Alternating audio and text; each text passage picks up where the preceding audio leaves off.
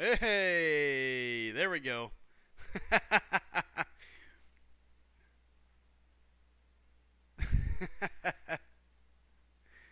The chid's making fun of me now. I got it. I was like, I'm so confused. What's up, Star? What's up, Kylo? There's A Willow Veritas. Kylo says, how did you get that to be your picture next to your name? Who you asking, Kylo? And let me know, and I'll see if I can get you whatever answer you're looking for. Max saying, can't hear you. What's up, DHC Volt? Good seeing you. What's up, Ryan M?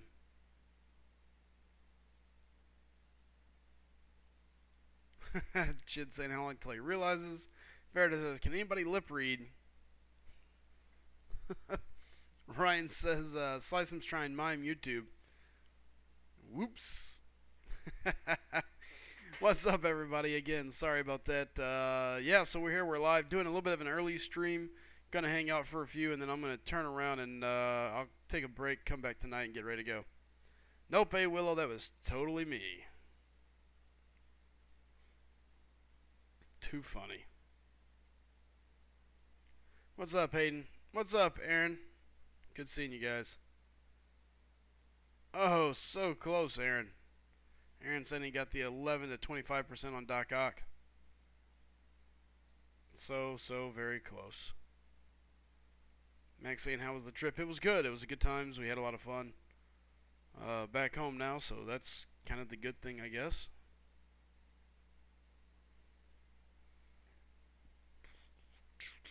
Yeah, I'll run with that team for this go. What's up, Bro2D2? What's up, Doc? Strange. Kind of tired, kind of worn out from it, but not too bad.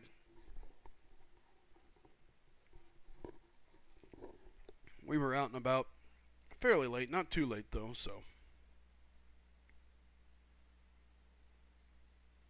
I gotta remember what part I haven't done yet. So I got.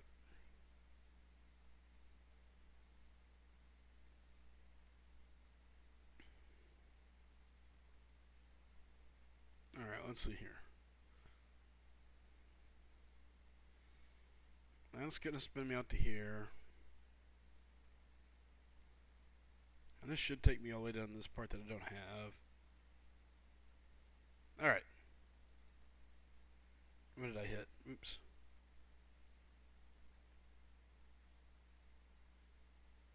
And here we go. Chid's saying, welcome to the stream. Yeah, thank you, Mac. I am glad to be back. What's up? What's up, S? Good seeing you. Bulldog out saying, how the heck is Best Buy still in business? Jeez. What happened, Bulldog? I can only imagine.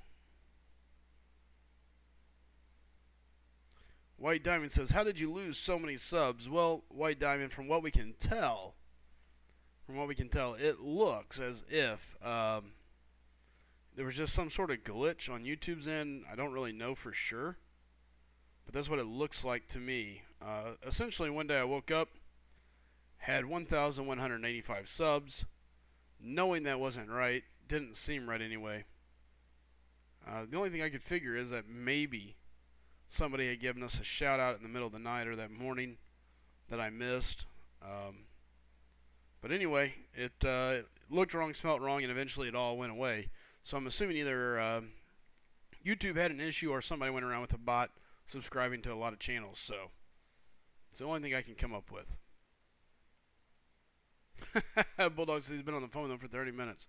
Bunch of morons. Yeah, it seemed like a lot of people had it happen to them. What's up, Quick Shot? What's up, iMac? Good seeing you, fellas.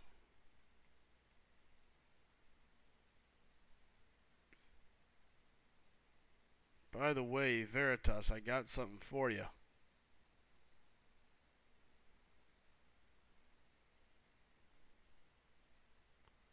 Careful.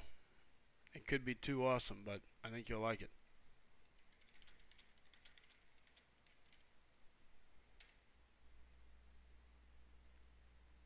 Increase your volume, Mike. Alright, let me see what I can do. Dun, dun, dun, dun. Alright. That should increase my volume a good little bit. Quick Shot saying, I got a new avatar. I'm still showing your old little guy down there.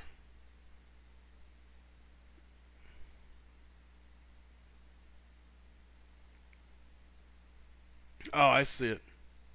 IMAX saying, quick shot game, what happened to your drunk avatar? There you go. Chid trying to pick quick shots or brain. Alright, Matt, good. I'm glad people can hear me now. Uh-oh, Doc says he's going to hang out for a few. That's what I'm talking about. I'm going to hang out and drink this lovely Mountain Dew.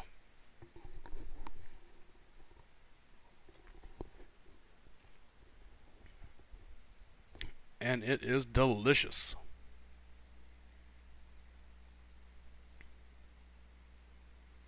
Quick shot. He don't know much about that old Doc Ock.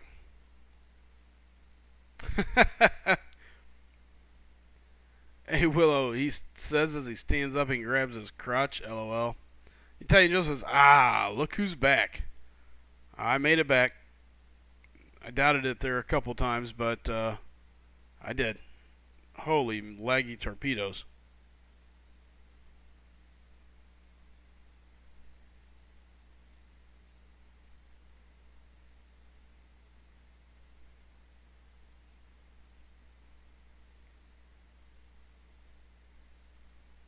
Give me 1 second here as I pay attention to beating Iron Man up.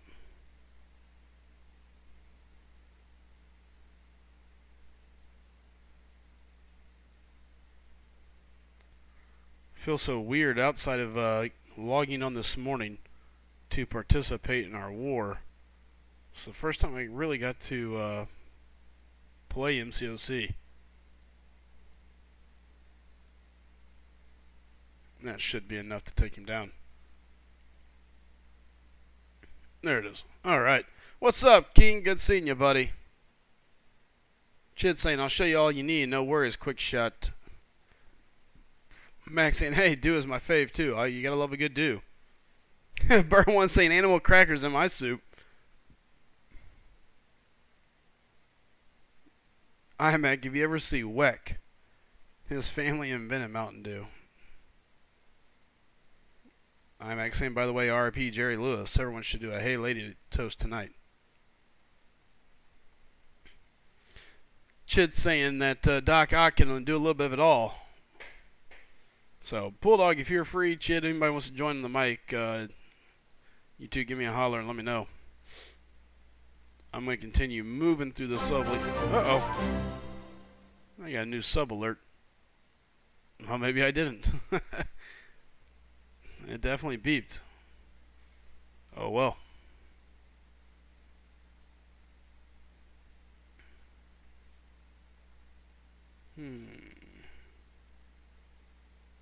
We'll take Star-Lord.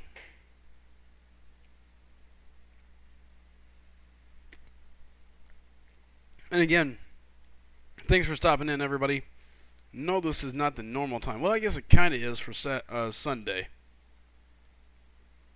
But still, thanks for stopping in, joining us, kind of hanging out.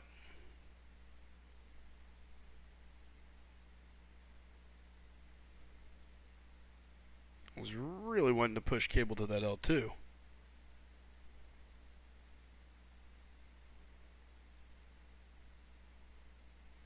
That's alright. Blocked through it.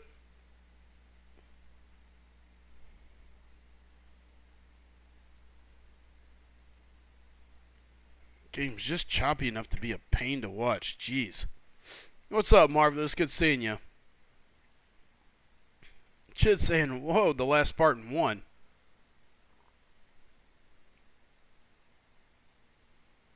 Chid saying he's still on strike. What's up, Raven? How you? Good seeing you. Max saying we're showing 959 now. There's old Fazio saying, shoot, I've been AWOL, but I'm back. Haha, how you been, Sly? Been doing good, man. IMAX says, my Marlins have sucked all year, but are going to end up over 500 by the end of the season. How did that happen? That is insane. You know, the Marlins have a lot of good little pieces down there. If they could just ever put everything together, I think they could be pretty dangerous. but that's just my opinion on him.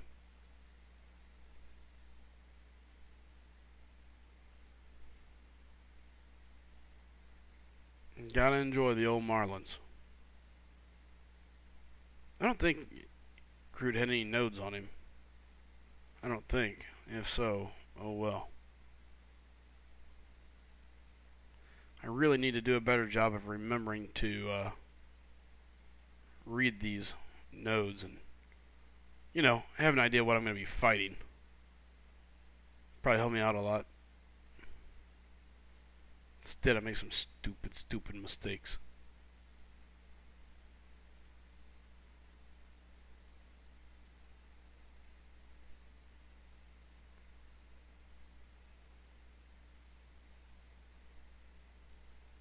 Well, so far, Groot is playing right into my hands.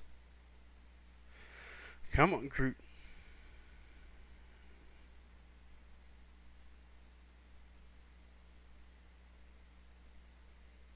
Oh boy, I'm getting hit.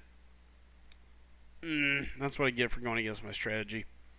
Trying to end it a little bit sooner. Dumb. IMAX says Marlins have a World Series lineup and a AAA pitching staff. King saying, how is Frojo doing with his Uber ventures? I think he's doing okay. I talked to him yesterday. I didn't get to talk to him. I sent him a text. He said it's been a lot more consistent, so that's good news. Oh, there's Chid saying call him up. Let's send that call out here.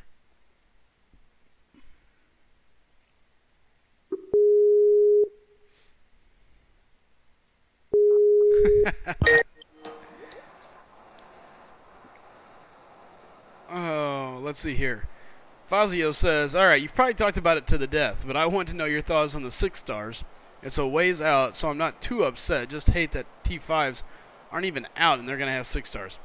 Well, I will say this. You are correct. We talked about these things to the death of it. But I will be happy to go real quick over it on my thoughts real quick here, Fazio, for you. Essentially, I think it's good for the game. It's heading in the right direction. I'm excited about them. We're going to have a chance to get 5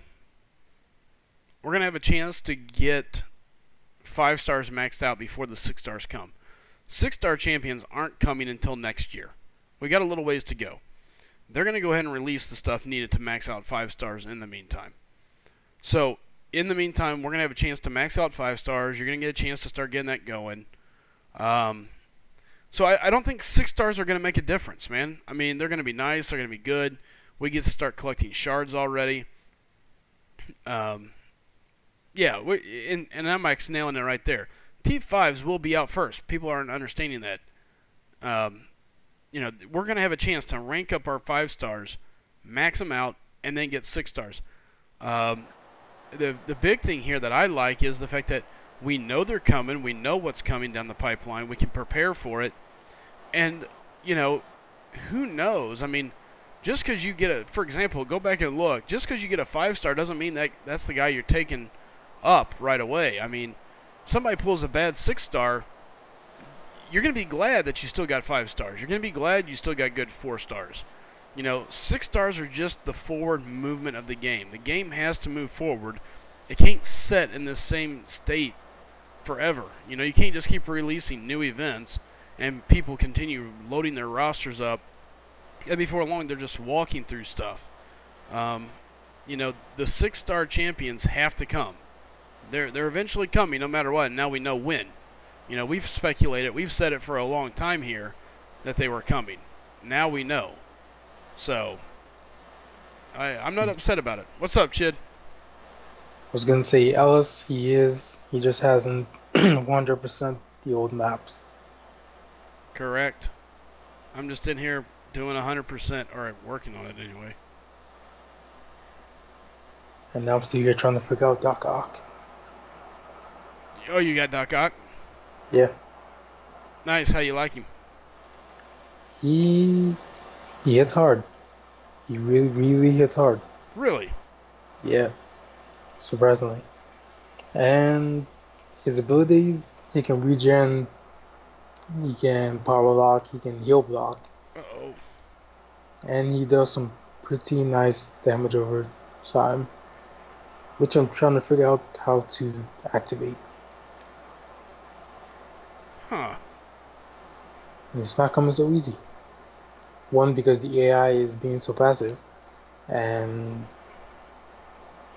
not the right breakthrough is happening. Gotcha. What's up, nerd? Good seeing you. Veritas saying I'm waiting until the 30th to open my Angela Crystal, just in case I get a dupe. I agree with that. At this point, if you have 5-star champions, you just gotta wait till the 30th. You don't want to be opening those crystals. So, Fazio, I hope that answered your questions, man. So Chid, you're liking your Doc Ock. Sounds like he does a little bit of this, a little bit of that, and a little bit of everything for you.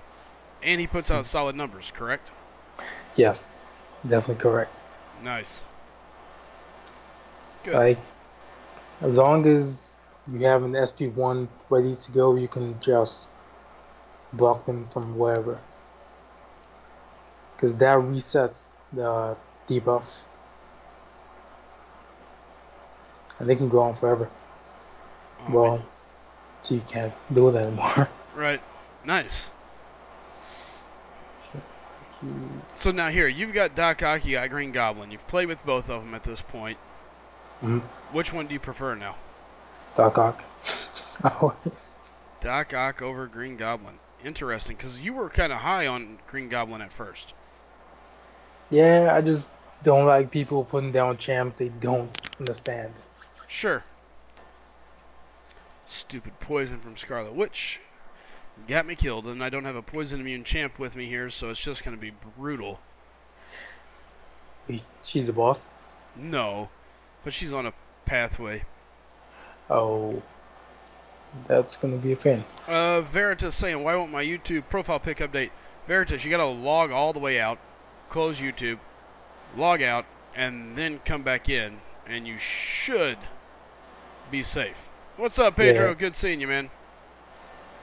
Takes a few minutes to change, so... Yep. Nerdly is saying, barely missed Doc. Bummed. He wanted to try Iron Man on that second run.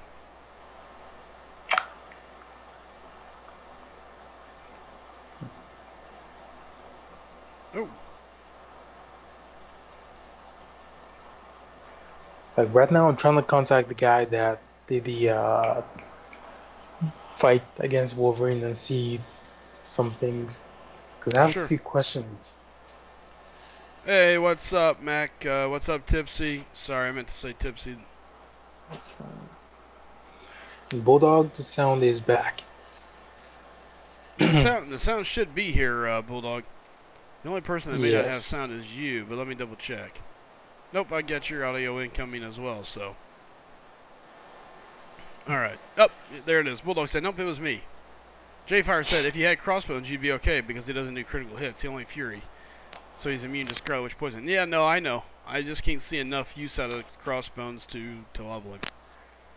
I am not. You can just take a poison immune. Yeah, I'm just not a fan. Like, I can risk. I would rather risk one champion dying. I got 4 others. That's true. You know. And it's random. You can go to fight and she won't poison you. Exactly. I have no problems taking that dangerous gamble and saying, I don't think she's going to kill me with it. Right. Because if she happens to poison you and doesn't heal block, you're fine. If you have willpower. Yep. I don't even have willpower, but it still doesn't matter to me. I mean, what, one champion? I mean, I'm going to kill her the second go-around more than likely either way, so. I mean, I only had a partial health Star-Lord, and that's the one she killed. Yeah, I probably could have took X-23 and let the regeneration take care of it. Ooh, 1.1 mil for Doc Ock, and he was denied. Shut down. Who like did? Matumbo. Tipsy. Oh, uh-oh. That's going to hurt my Wolverine here. And IMAX says, haha, Bulldog didn't turn the speaker on, question mark. That usually helps. Oh, yeah. totally forgot to. I got waxed by a Winter Soldier here, so played well till the end, then made a stupid mistake. Yeah, Tipsy, yeah, yeah, just missed. Ooh. Tipsy says, I feel like a loser. Don't feel like a loser. It happens. It happens all the time. I miss champs in the arena all day, every day, but you can just learn what you have to do and how to get there. yeah.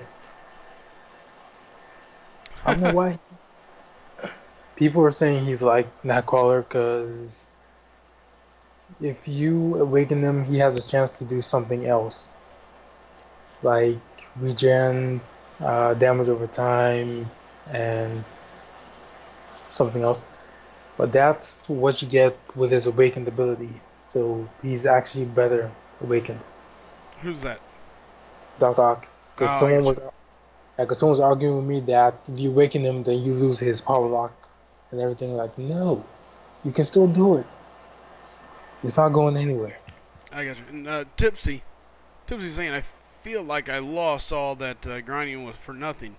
You ended up getting a lot of stuff out of your grind. Yeah, you may not have got Doc Ock, but you got a lot of other goodies, trust me.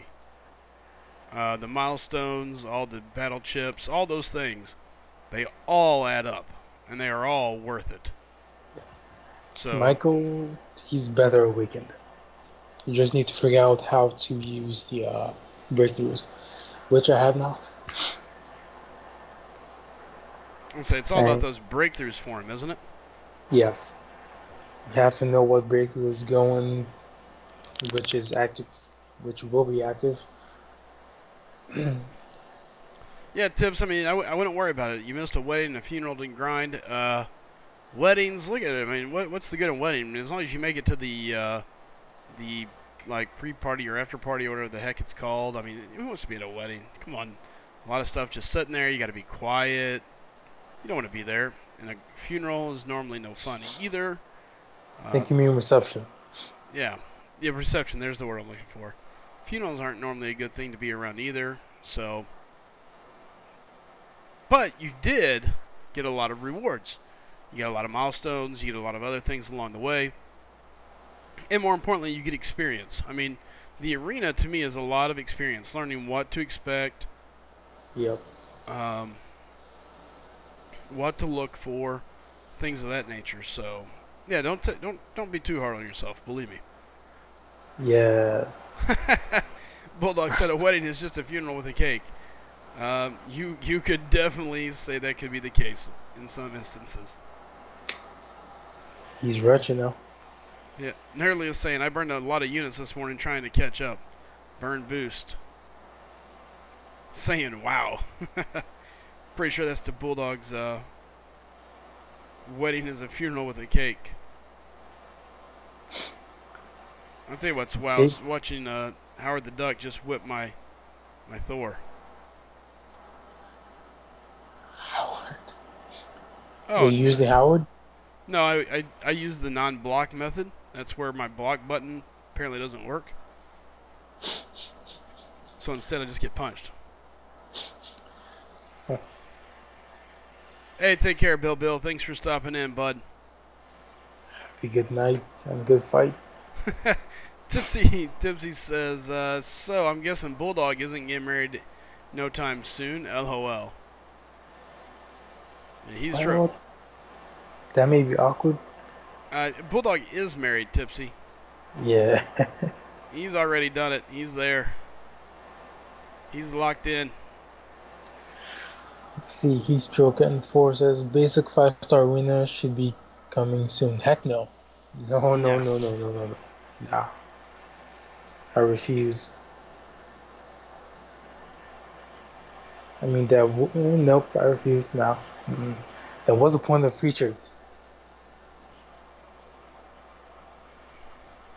I mean, yeah, I get there's a new PhD with 3, 4, and 5 stars, not 2s. Howard the Duck's going to get another one. That's all right. Let me guess, Thunderquack. No, not Thunderquack. Pushing him over. Oh, I forget. Gwenpool can't die to specials. So she'll live to fight another day. That's if that special doesn't come with a damaging debuff. It doesn't. Oh, you're fine then. Yep. Come on, die to that dot damage. There you go. Wow.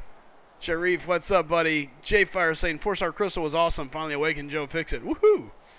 Ouch. Bosco said he got him at 1.68 mil. 3-star Doc Ock. Bulldogging out saying correct. He's been married for 19 years. There's Aaron C. Yo, yo, what's up? I keep confusing Aaron C and Aaron Hoodie Lover for some reason. Yeah, I got Aaron C on here. Yeah, I think they're both here. Oh, I'll be. Nerdly is saying only to rogues S1. I don't know what he was talking about there. Yeah, me too. And Max says, I got my Doc Ock for 1.75 million. There you go. All about That's that 3-star. That 3-star loving. I remember when the new champ used to be 750 at the most. Like, what is this now? Let's see. Ooh, Michael's saying, would you awaken Gwenpool, Hyperion, or Yondu? Ooh. I would probably awaken Gwenpool. Yeah, because you may just push them to that SP3 and all your friends are dead, but not you because she doesn't that special. Well, there's that. There's actually quite a few reasons I think I take Gwenpool. You know, for Hyperion, he's good even if he's not buffed. He doesn't have to have the Awakening Gem. Nearly saying Gwenpool can die from Rogue's Special 1. Lifesteal. Can she? I didn't. Maybe. I guess maybe because the after. Ooh. You there, Bulldog? I can hear some rumbling in the jungle.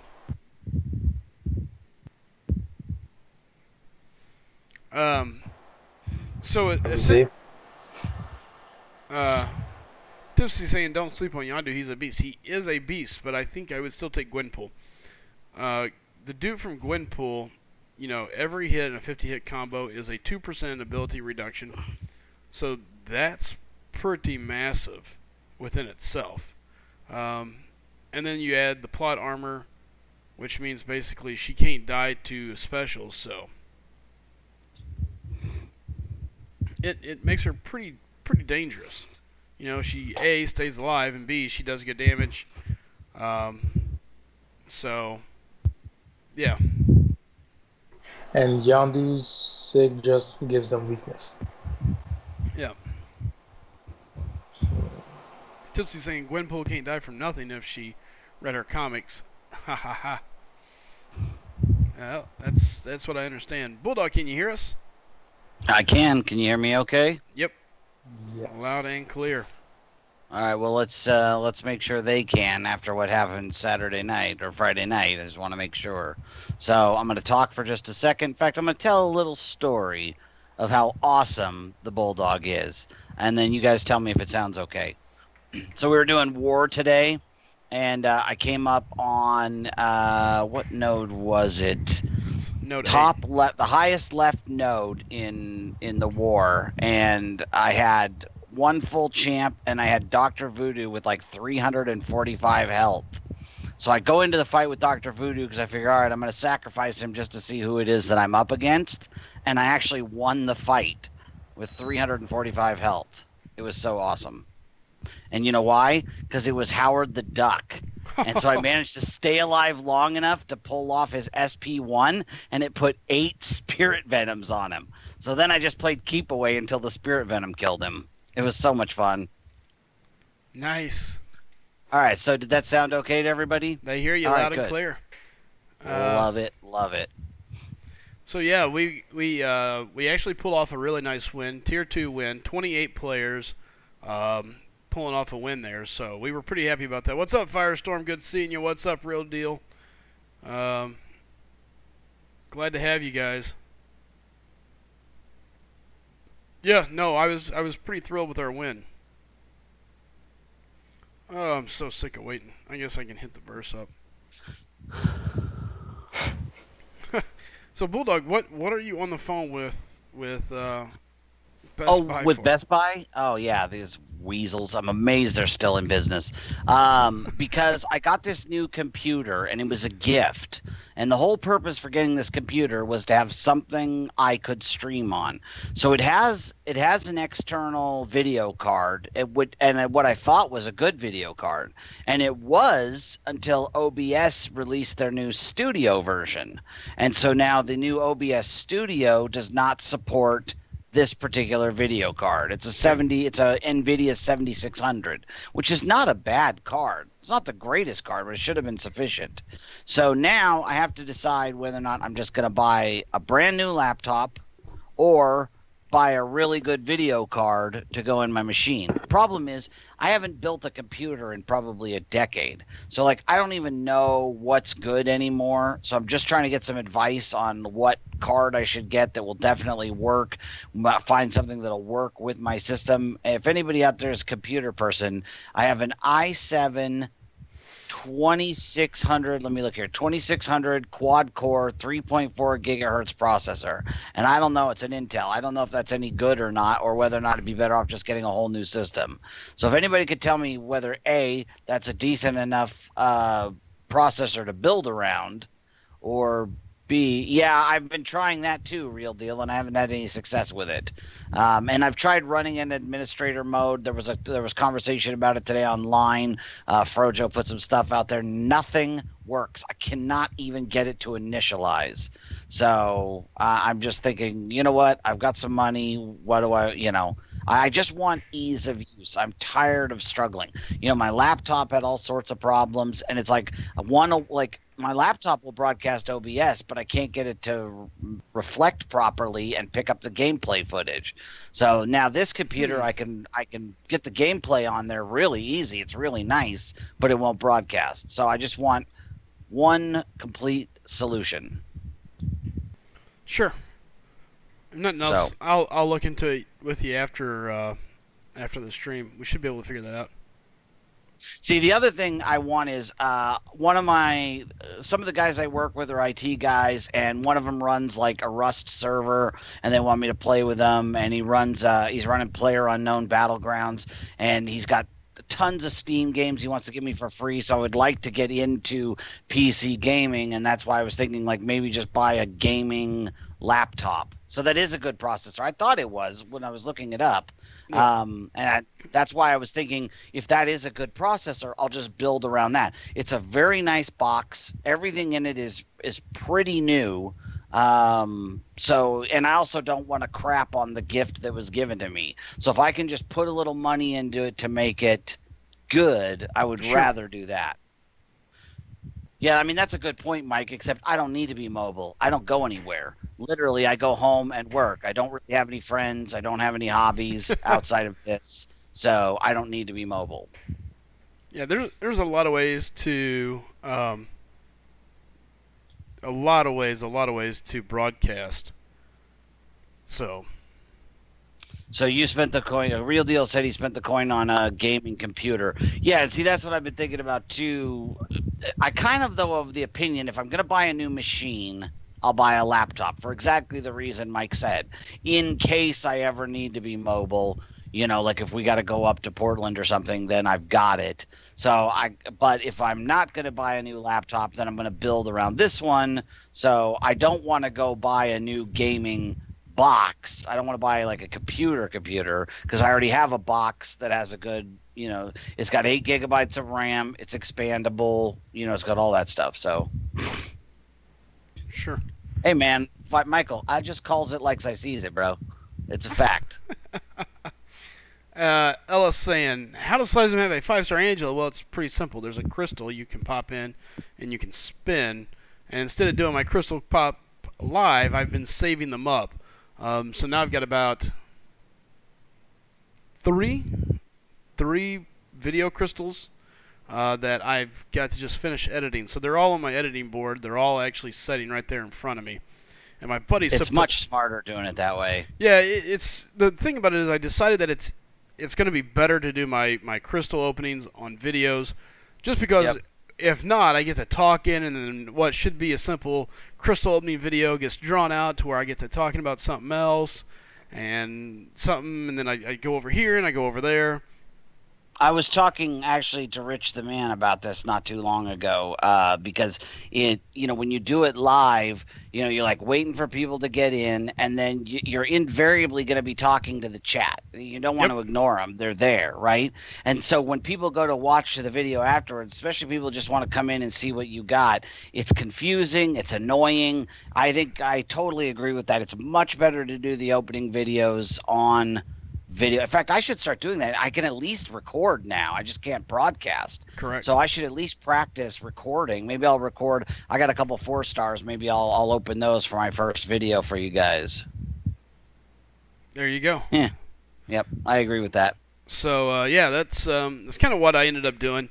I sat down and I analyzed it myself. I'm like, okay, this is kind of stupid. I don't have any just videos that are short, smooth, easy, without me talking to the chat. Like anybody comes in, our live stream I think is good. I think people seem to enjoy it based on what I see. We get a lot of people trying to mimic what we do here, so I know it's doing really well. That's the biggest form of flattery, and yeah. So then I see things like that, and I go, okay, now what are we missing? Oh, I can tell you what we're missing. We have no videos that just stand alone, hardly. So that's what I started doing. Yeah, even Rodo saying, Michael, record it, Michael, post it. Oh, go ahead. Oh, I was just saying. He's 3 for 4, actually. He didn't get Iceman. He got Stark Spidey twice. Correct. And then Angela. And then he failed on the 4th one when he got, not really that much of a failure, he got Agent Venom, who's good. That's exactly what I'm going to do. Real deal is I'll at least do some recording tonight. Maybe I'll do my opening and maybe a little something else at least just to get it there, and then we could always post it up here for now. So that's what I'm gonna do. And Nerlish, I could do it live and then record it on the software, and I do. Every live stream I've ever done is recorded on a backup. It's all here on my computer, ready to roll. I can edit anything at any point in time. The problem is I know if I do that, I just won't do it. So instead, I've got all these videos, and I can go tell which ones are which just by looking at the video file.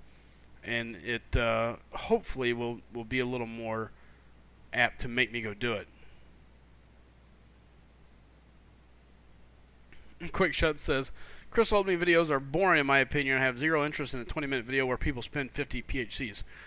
I don't necessarily disagree, but the general public disagrees with that opinion of ours. 20 minutes is a bit excessive. I'm not a big fan of Crystal opening videos either, to be perfectly honest. But if it's 3 or 4 minutes, I'll watch it. You know what I mean? That's kind of how the conversation started with Rich. Was because his Crystal opening videos are pretty succinct, and I like that. So. Okay, so Salomon says, why on Angela? I know she's great, but you could have gone for someone even better. Aaron said, why I would go for Angela, she's worth it. And he said, Aaron, I know, but there are so much more worth it champs, like Doc Ock. So, let me explain why I didn't go for Doc Ock. I was torn between the two, Doc Ock and Angela. It's because he's tech. Correct. You are 100% right, and that's where people... Why do you think I didn't go for Stark Spidey? Yeah. And A. Will says, especially when you need to edit out the amount of chatting you do. That's my point. I end up talking more than I end up playing and spinning crystals. So, and it's hard for me to go back and relay down video footage on top of it or voiceover when there's already voiceovers, because then I talk and it delays things. So yeah, but anyway, I did not go after Doc Ock because he's tech. I have Spark Spider-Man, who is tech.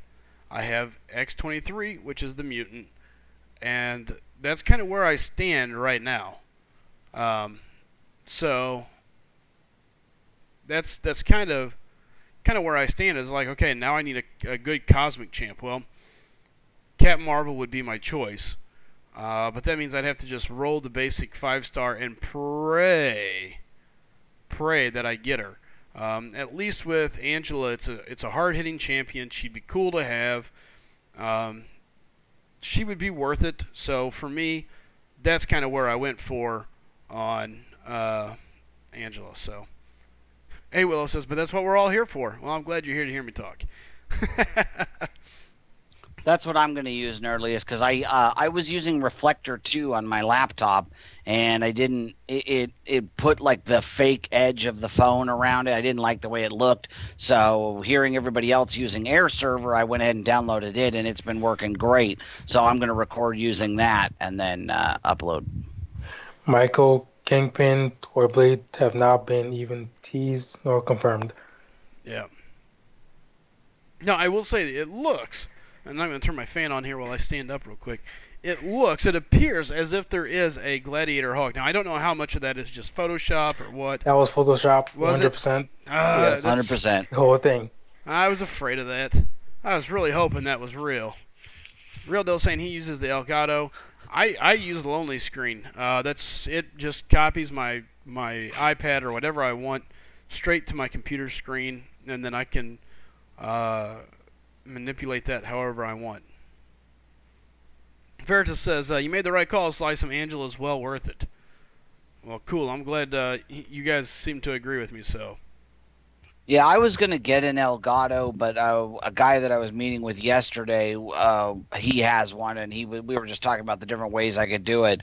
And when I told him what I was doing, he says, you really don't need it. He goes, you could just, you could record it with Air Server. You can, use OBS. Because I thought the Elgato, provided additional processing power. And he said, no, it's the other way around. It actually eats up a lot of your processor. So I'm like, oh, well, I don't want that. So I decided not to get one because it's about the same price as the video cards I'm looking at, which is around 160, 170 bucks. So I'd rather spend that money on a better video card that I can use not only for broadcasting, but also for playing other games like on Steam and stuff. So. Oh, let's see here. Medusa and Kingpin. I don't think those are confirmed by Kabam. Are they? Oh, no. No. Nothing yet, so. Mm-hmm. Captain Bravo, what's the best for screen mirroring with Android? I know I'm not buying an iPhone to play this game, especially when I'm very comfortable on Android. Again, Lonely Screen will mimic anything that I've seen. From what I understand, Androids basically have a program built into the phone that allow you to capture your gameplay anyway. That was my understanding, too. Yeah. Like, you didn't need a secondary thing like you do with the iPhone. Right. So with the iPhone, I have to have a way to have my computer grab it and capture it. Whereas if you've got the Android, you can just actually capture your own screen. Mm-hmm. So. Oh, I have 3 energy. Now I can go finish that fight. Fazio's saying still, though, Truco's is usually on point. Yeah. But did Trucos release that Medusa was coming? Was that I thought he was the one who leaked the Medusa Kingpin info. I thought that was Trucos. Yeah. Ooh, wrong. But then, Trucos has been pretty right on historically, but at the same time, I'm not going to worry about it until I hear something from Kabam. Yeah, yeah. And and Mac. Somebody asked if... Oh, go ahead. Oh, I was going to say, hey, Mac, yeah, that is actually for both. You can get Lonely Screen. It should work for Android and iPad or iOS. Michael Trugos is like Kabam Mike of Facebook. He's a messenger, pretty much. Mm-hmm. So if someone else does it, he just puts the logo, upload. Actually, because it's more than one person.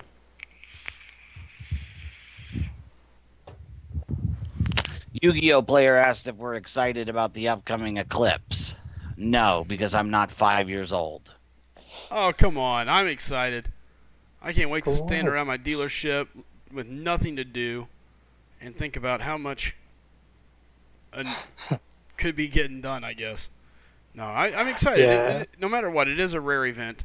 It doesn't happen all the time, so I'm still excited. Am I as excited as some people? Probably not, but you know, still. I see no reason to be excited when global warming is still an issue. See, can't find their own BS. Yeah, Caleb's saying theories of upcoming champs is just like a new iPhone hype. We know it's probably coming, but we have zero confirmed details about anything. Yep. All we have is a series of Photoshop. Yep. And what's up, Blase? Based on Marvel shows and movies. Wait, what? All we do is look at alphabetical order. Oh yeah, I mean, you're talking about the alphabetical picture that Kabam released, stating that there was champs still coming. So. And the thing is, all these characters could be in the game for all we know, and they just won't release them. What's up, Blaze? Firestorm saying Truco, State give the Medusa and Kingpin info. Also, I have managed about Blade, and they have said that he is in plans for the game in the future. Huh. Still. Yeah, I mean, in plans is a very generic term. You know, Weapon X and Dark Phoenix were in plans at one point, then they showed up, and then they disappeared. So bases are still in plans, so you know. What's wrong? Okay, Starvolts. This is not the first eclipse since 1919. This is the first total eclipse since 1919. But there have been several eclipses. I've seen an eclipse in my lifetime, but it was a partial eclipse. And secondly, so it's going to be dark outside during the day for a couple minutes. It's dark outside for like 12 hours a day every night. So I'm not quite sure why that's so exciting. I believe Star was in diapers during the last eclipse, so bear with him. Yep, that's true. Yeah, I think it was in the 90s, so. And the last one I saw was 2000 and... What was it called? I can't remember. 2004 or 5? Yeah, that's a good point, Michael. Red Skull's been bouncing around the code since the beginning, and he's never showed up. Yep. Red Skull, Scarlet Witch, Yep. all of them. Also, the Marvel Now, Doctor Strange. Yeah, there's been a good chunk. So. But that one they said they will not release them. That one they actually confirmed. Yeah. Well, they went through that because apparently there was a lot of people getting angry that they were just re-releasing the same characters, just with different outfits, same moveset, same everything. So. You know what they need to do? They need to sell us the outfits. Okay, I would pay $5 to be able to get like let me think. Oh, Wolverine's brown and yellow costume from the 90s. That would be pimpin'. Or sell us Ultimate Scarlet Witch as a skin. You know, it's like, why are they not, giving us these different suits? These characters all wear different Like, give me, I'll buy Power Man's 70s outfit with the open flowing pirate, shirt and the head thing. I would totally buy that. Yeah. Honestly, I would take what's it called, the Scarlet Spider skin just for the glow that she has. Yeah. Bulldog, you're just not seeing. Oh, dang it. Of course, right as I start reading, it goes by. You're just not seeing the bigger picture. It helps knowing there's so much out there in the universe. No, it doesn't. It doesn't help me at all. It doesn't get me through my day. That doesn't pay my bills. I don't give a crap. There's billions of stars and planets and galaxies. Well, whoop-de-doo. I'm never going to see any of it. It's not going to have any effect on me. So the sun will be black for a few minutes. Woo! Oh, my God.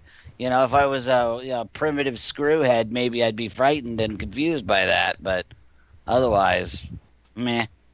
I'm kind of frightened and afraid by it. You're frightened and confused by everything. It's frightened and confused, not frightened and afraid. Well, the same thing for me. I'm scared and I'm confused and I don't know what to say. Yeah, unless you're going to space anytime soon, you have nothing to worry about. Yeah. And besides, this whole world is just a giant simulation anyway. What movie was that had that where everybody was basically plugged in? It wasn't The Matrix. The Matrix. No, there was another one too. Now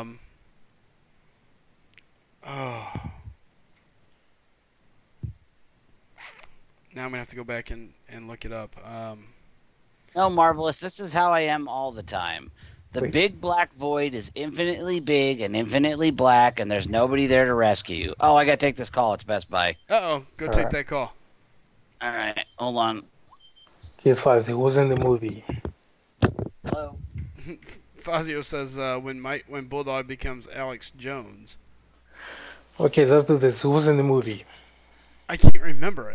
Essentially, the way it worked is, Mhm. it started out where it was like a game. You know, people plugged into these online virtual reality games, and then over time, it became more and more important, and more people just got stuck in these games. Basically, they ran into the simulation, and before long, people just stayed in these. Was it Gamer Nerlius? I don't think that was it either. It wasn't Total Recall. Gamer? Um, Nah. but I don't remember. I can't remember the cast. I just remember that it all starts out with like this investigation. A guy dies while he's in the virtual reality. Oh, I remember that movie. That was a game that was being tested, Yeah, right? or something, and he ends up dying, and then they find out that more and more people are dying. And it was it Gamer? I don't think it was Gamer. Gamer was the one with. Now I'm gonna have to start like looking it up. I'll do it. Let's see. Stay Alive. All right. I'm just sitting here in the arena. You know how I am. It's like one fight, 5 minute break. One fight, 5 minute break. This is why my arena scores add up to about 2 million by the time the week's over. Yeah, Yeah, no, it's I know what you're talking about, Nerliest Crew, but I don't think that one was it. There was another one, and it's based Stay on this. Alive. Is that the name of the movie? That the game was killing people? Yeah. I feel like that's still not it. I'm gonna go look it up here in a second. That Frankie Muniz was there. There it is. Captain Bravo's got it. Surrogates. I think that's right. Sir, what? Yes, I'm pretty sure that's it. I think that was it. Yeah, Gamer was a fun movie too. Yeah, Gerald Butler was in Gamer. Yes, I think that's the one. Surrogates or whatever. Yep. Really? Bruce Willis? I couldn't remember anybody. I just remember watching it, and people were like stuck in these online virtual reality games, and people were dying or something like that. It was crazy and interesting and weird, but yeah. Tron was a good movie as well. You But guys again, have to see Stay Alive. I'm gonna have to check that out now. If you've Isn't seen that, you might as well see Oculus. isn't Stay Alive? Isn't that the one that just recently came out? Nah, this one came out 2006. Okay. Yeah, so it's been a while.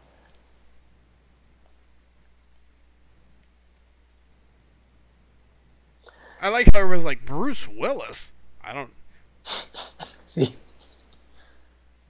Yep. And Apparently yes, Gerard Butler and Dexter were in Gamer. I think he was the villain, right? You know, this will you be streaming later? You know, this tell me about this layer game. I would like to know. What is it? Burn One asked if Nerlius will be streaming later. Ah. And I want to know what layer is. Can't wait. Okay, so Firestorm's kind of got it. I don't remember the movie. I do remember it, and I don't remember it all in one. I just whatever we were talking about reminded me of the movie for whatever reason. But yeah.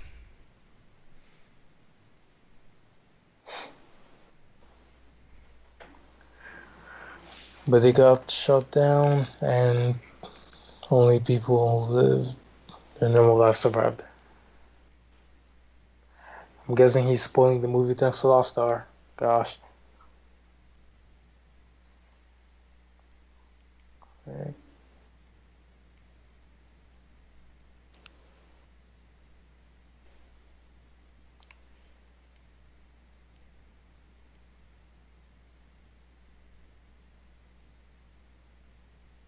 All right. Nerdliest, what time you want to do that, nerd? Dom says, I wonder if Real Deal was still mad at Slycem for stealing his name in MCOC.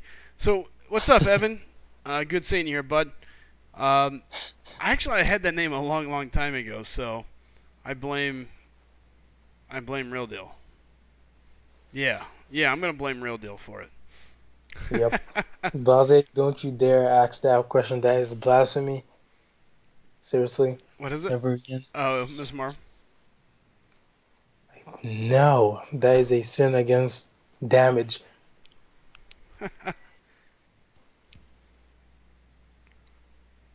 Let's see here. We got J1 saying, I have a line which I logged onto my iPad this morning. Now that I try to log into my iPhone, it won't work.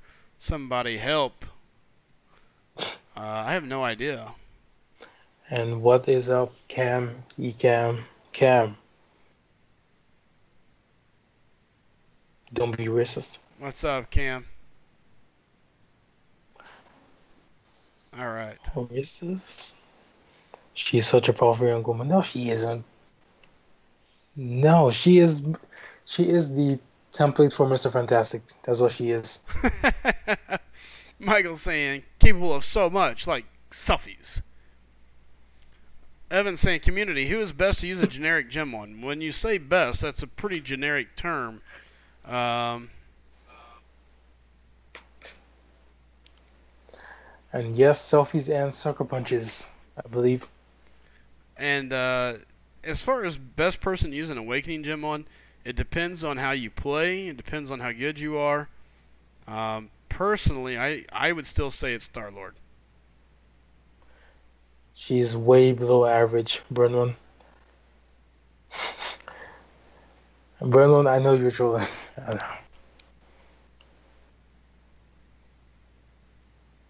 know. Alright, let's see. Can't you only have line on one device? I think he has line on 2 devices, maybe 3. Who, me? Yeah. Now, you can have line on multiple devices. I got it on my desktop, I got it on my phone, got it on my work computer. King seeing OG Vision for the best champ to use the generic gem on. Yeah, you can. I mean, OG Vision is definitely good. It's hard to argue that. I mean, if you can get him, yeah. He is a pain to get. He's not really a pain to get. When the offer comes around, you guys just have to be ready and willing to buy him. Yeah, so you can actually buy him twice and not use the gem. Correct. If you're willing to spend for him, yep. Save yourself a gem. That's for the Moby whales around there. You know who you are. Yep, we know. Star Wars is. Chit says he knows. Ha. She-Hulk is in that category.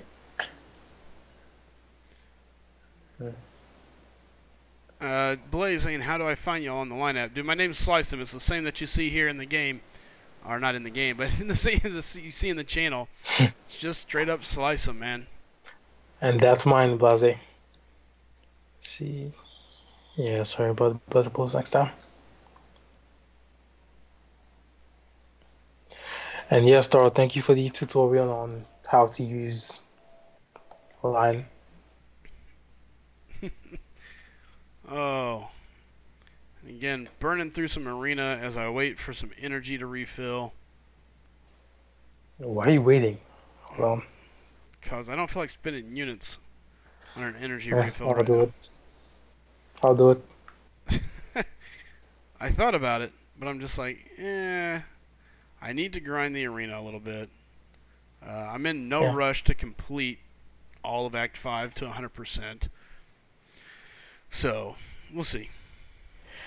Yeah, just keep your eyes on the mail in approximately 1 minute. In 1 minute? Eyes on Yeah, because these low times are getting crazy. Come on.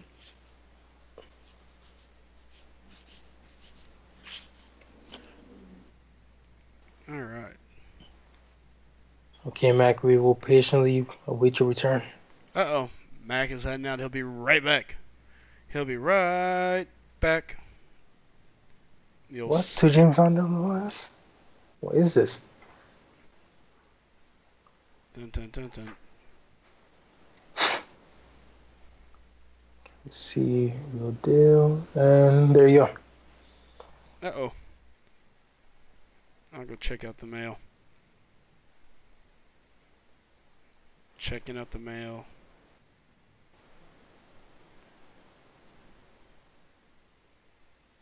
Ooh, Gift sent. 2 of them. Let's burn through them. Mm-hmm. Thank you, Chid. Appreciate it. Chapter 1, we That's no continue. problem. Rise says, well, guys, I'll be back. I got a very important big buy in fantasy draft happening here in 5 minutes. Go Cowboys. Hey, best of luck there, Rye. I had my draft earlier today. I feel like I did all right. Can't complain. So,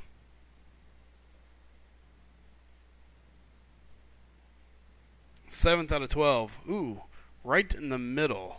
I was the 9th out of a 10-person draft, so.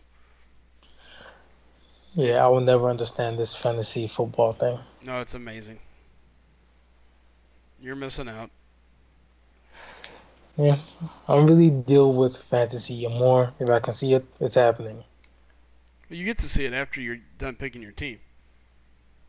The games impact your game, which is fun. Yep, definitely interesting. So, all right, let's see here. I don't even remember what these nodes are. Okay, so we got flare and heal block. Thanos revisit went much better. Oh, let me see again.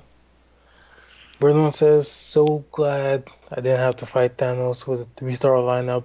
That was a nightmare the last time. Yes. Actually, it's not really a nightmare, it's just it takes so long because he reduces your damage output. So you're forced to hit like a 1-star. Depending. Caleb Meyer says, anyone know what the Iron Man could have ended up being? I got him with 2.35, but was curious if anyone knew. I finally awakened him after 1.5 years. That's a long time. Who do you awaken? What's up? He awakened Iron Man. Oh. That's a long time. Oh, yeah. And what's up, Dennis? And Caleb, at least you're not the one that used an awakening gem on Iron Man thinking it was a boost, because they don't label these things well enough. Oh, that's funny. It still hurts. I had to use all my tech gems and all. What's up, Dennis? Dennis saying, what's up, Slice? What's good, everyone? Good seeing you, Dennis. Thanks for coming in, man. All right. Let's just go this way.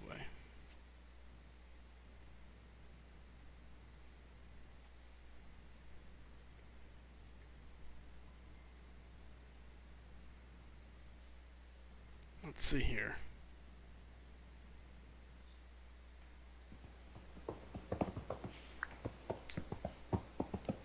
Oh, Gwen, Spider, Gwen. Burnt One says, I ended up thrashing my old combo record, though, on that Thanos, up to 109 now. Yeah. That's, uh-oh. That's I wonder if he reduces Gwenpool's bleed. Because he reduced, or does he now reduce your attack? I'm not sure. I don't know. I haven't messed with him. Huh. Okay, I'm just gonna go into Activate and check real quick. See. Wow. Oh, wow. Look at the cutoff for Iron Man. 2.156. Is that what it ended up being? Wow. Yeah. And remember what my guess was? Nope. 2.12. It was pretty darn accurate. I feel like Yeah. maybe... No, Bulldog, how long have you been hacking? We are all curious.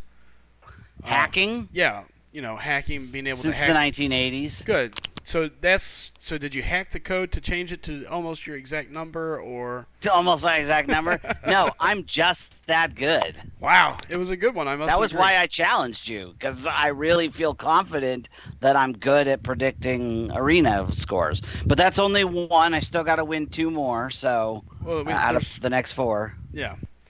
So we got Yeah. plenty to go. Round 2 for Yep. Iron Man coming up. That's right. And good luck to those going for Doc Ock this round. Yep. Yep. Old Doc So it Ock. looks like I'm going to be buying a new computer. Uh-oh. So that was Best Buy. The guy I had given them all the information before they called back, and so I used to build computers back in the late '80s, early '90s, and then I stopped about 2005 or so, and then I just started buying new because it's a language you got to keep up on, and it was really fast changing during the 90s. Every 3 months there was new information coming out, new things, and all sorts of different formats. So anyway, so I'm really, really rusty. So it turns out that my processor is a decent processor, but it's about 4 years old, but it was top of the line when it came out. But my motherboard uses a Gen 2 PCIe, I think it is, slot. So the best video card I can get is going to be a couple of generations old because now it's moved on to the Gen 3. So it looks like the best bet for me is to just buy a new, top of the line computer, and that'll last me for years. I figure it's a decent, investment. I'm looking at about $900 with the extra RAM, and it should, if it lasts me 5 years, that's totally worth it. So absolutely. By the way, which is how long my laptop lasted. Apparently there's a guy, I didn't even see it, Bobble Thug 22 saying shout out to Starvolts. I'm assuming that must be one of his alliance members, because outside of that nobody else would give a shout out to Starvolts. So Yeah, or Just Stampede him. DOD. yeah, well, I think actually what happened is probably Starvolt's probably outside in his neighborhood handing out like $5 to kids. Listen, I need you to get on YouTube, go in there and say shout out to this, and then watching the kids run away with their money. But he finally got one of the kids to do it right there, so it worked out for him. So I'm just kidding, Star. But yeah, no, for real, welcome, Bobble Thug. Good to see you in here, man. Carbon Dioxide Gaming now in the house. Haven't seen him in a little while. Him or her, not sure.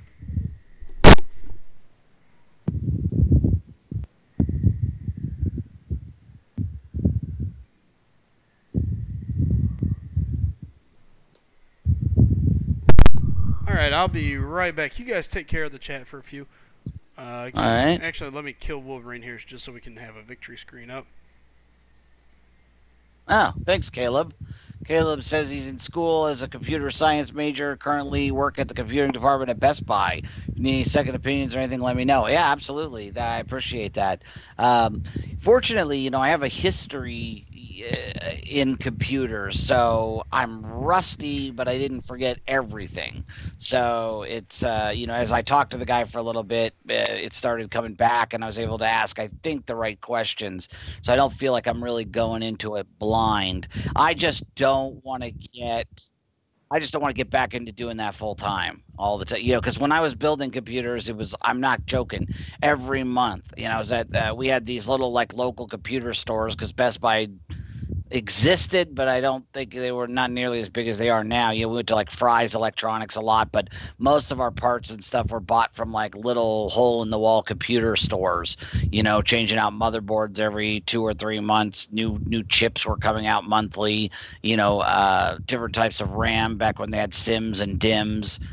So yeah, it's but I feel pretty good so far about what I'm looking at. He gave me the SKU number. I'm going to go online and look at it, and then I'll probably ask for a second opinion before I pull the trigger.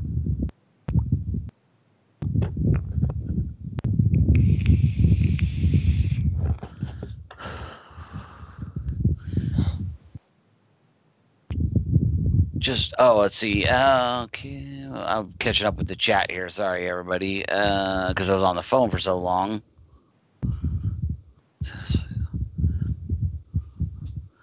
Kayla, fantasy. You guys talking fantasy football? Anyone know what the Iron Man cutoff? Or we already covered that. Blase, did anyone answer you about line ID? Yeah, we did. Okay, good. So you got that covered. Mm-hmm. SlycemGaming, I think, is just SlycemGaming there. I know I'm Bulldogger, not just like I am here and everywhere else. I think he has me a star also. Oh, okay. Who missed out on Doc Ock by just a little bit? Did anyone know what the Doc Ock 3-star cutoff ended up being? I think I saw somebody got him at 1.168, but somebody else didn't get him at like 1.1 something or other. I'm kind of curious. I did almost no arenas. I did the 4-star Iron Man arena just enough to get into the pool, and that was it. I did nothing in the featured. I did nothing in the 3-star. I did not do the 2-star. I just had zero motivation this weekend to play the game at all. I did the war, and that's only because I had to, which we won, which was nice. We lost the last one just barely, so it was good to win. I like winning. Yeah, iMac comes back just in time for chair stream. Hashtag chair stream. What's up, J-Wag? iMac got Doc Ock at 1.5 something. Yeah, I figured as much because somebody else said he got him at 1. Oh, that's it. Nerdliest didn't get him at 1.2. Oh, I thought somebody else got him at like 1.168. I must be remembering that incorrectly. Maxed all arenas for the first time. Nicely done. I've done that a couple of times. I just didn't, like I said, just didn't feel like it. Doc cutoff was less than 1.5. That's surprising. He looks like he's going to be a good champ. He looks fun to play. I assumed he would probably hit that 1.5 mark. Did you get him in a 4-star? Yeah, from a crystal, and I duped him from the arena. Holy crap, good job. Would you buy like one of those mercenary crystals? Yeah, I bought 2 just because I had enough units. You bought 2 and pulled him. Yeah. Unbelievable. I just don't. Oh my god, it's ridiculous. Me too. I was surprised. He's my first featured ever. Oh, is he? Oh, okay. I thought you did it all the time. All right, good. Well, nah, I do, but I don't get the features. Yeah, I mean, I was 0 for 152 at one point, and then I did it twice in a month. It was weird, but both of the ones I got were. Nebula was mediocre. Angela's not bad, of course, but I got to awaken her for, How is she? She's okay. I don't get I haven't played with her enough to really get it because it's like the only time I ever get to play with anybody that's not my 550s is when I'm doing the arena. I don't just take them out for test runs, I really should. But she seems okay. She does some seriously good damage. Not like Stark Spidey damage, but not bad. Yeah, we have arena events too. Usually gets me. Although I blew it and I forgot all about the tech one. I got up to like 24,000 points and then had to go have lunch and do some other stuff and then just forgot all about it and missed the rest of it. So I like to usually have 20 or 30 dual credits in my inventory, but I'm down to like 19. Yeah, I think I'm the highest on. What's it now? Arena wins? The Alliance event? Yeah. You are? Yeah. Oh, nice. Nicely done. Carlos, we lost by, what was it, 197 points, I want to say, a couple of wars ago. I mean, it was like super close. And it was all my fault, too, because I went down. I didn't look before I moved. It was like somebody called me. It was like 5 a.m. One of the East Coast guys texted me and said I needed to move in war, told me where to go. So I, half awake, opened the game, moved where he told me. And in the time from when he sent me that to when I actually hit the button, somebody else had moved on that same path. So we missed out on basically one exploration and we lost by less than 200 points. So I feel you. And hey, Willow, do you mean arena or crystals? Because if it's arena, I just finally started giving a damn since Green Goblin came in. But if it's crystals, I open at least like 2 usually. Mostly get 3 stars or random 4-star, but nothing ever nice. Yeah, it's never pleasant losing by that much. I mean, it's not pleasant getting blown out either, but it sucks when you lose by so few and you think, oh, man, if only we'd gotten one more kill or if this guy had, used less items or whatever. Yeah. Veritas says Angela hits incredibly hard, and her regen can keep her at full health with the right synergy, so she can be used with suicides. Oh, I'll have to explore that. Until I get her duped, I'm not going to take her beyond 330. But all my cosmic resources right now are tied up in getting Drax to 440. I'm at 3. I only need 1 more, which is really cool. So I'll have him up there within the month. I'm pretty excited about that. 1,800 point loss. Which loss was an 1,800 point loss? The one I lost us? I thought the one I lost us was the one where we lost by like 197 points. I'm not talking about the last one. I'm talking about it was before my vacation. It was a while back. What's up, Omega Mutant? Oh, Omega Mutant changing it up too. Got a new little icon. Oh, he did? Yeah. Yeah, he had that round blue and blackish one, and now he's got the Omega symbol plus what looks like a pair of crossed, I don't know, those wieners? I can't tell what those are. Sticks is kind. I'm just messing with you. They're like, I don't know, like bloody oars or something. Baseball bats, maybe. Yeah, I'm not talking about our last one, Will. I'm talking about a while ago, a couple weeks ago.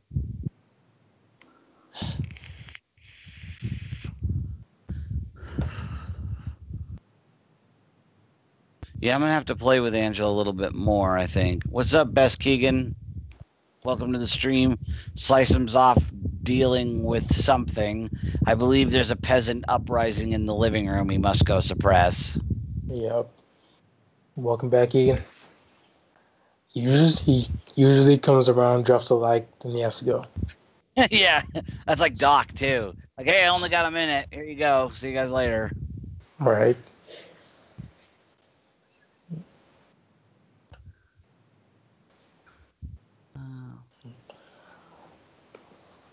Go ahead. Confirm that. Yeah, it's the same Omega Mac. Classic Bulldog. You finally caught up with Rick and Morty. Yeah, I did too. I finally saw I watched the superhero one. I'm not digging it. I'm just not. I'm not liking the new season.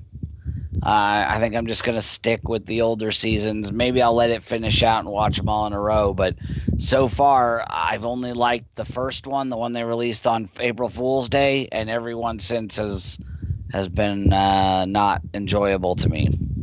Not at all, frankly.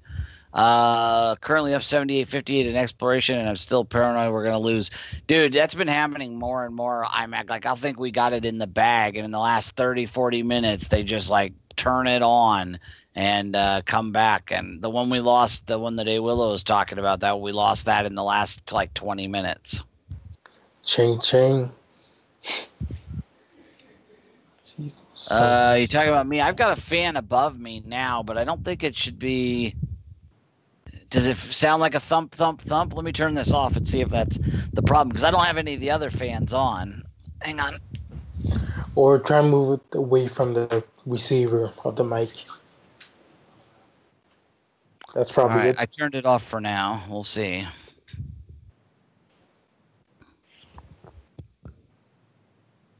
Yeah, it's fine now. Was that it? Yeah. Oh, well, that's a bummer. I really like that fan, but okay. Well, as it'll get better as summer ends, because it's just hot out here where I live. It has been 90s to 100s in every day. It's been tough.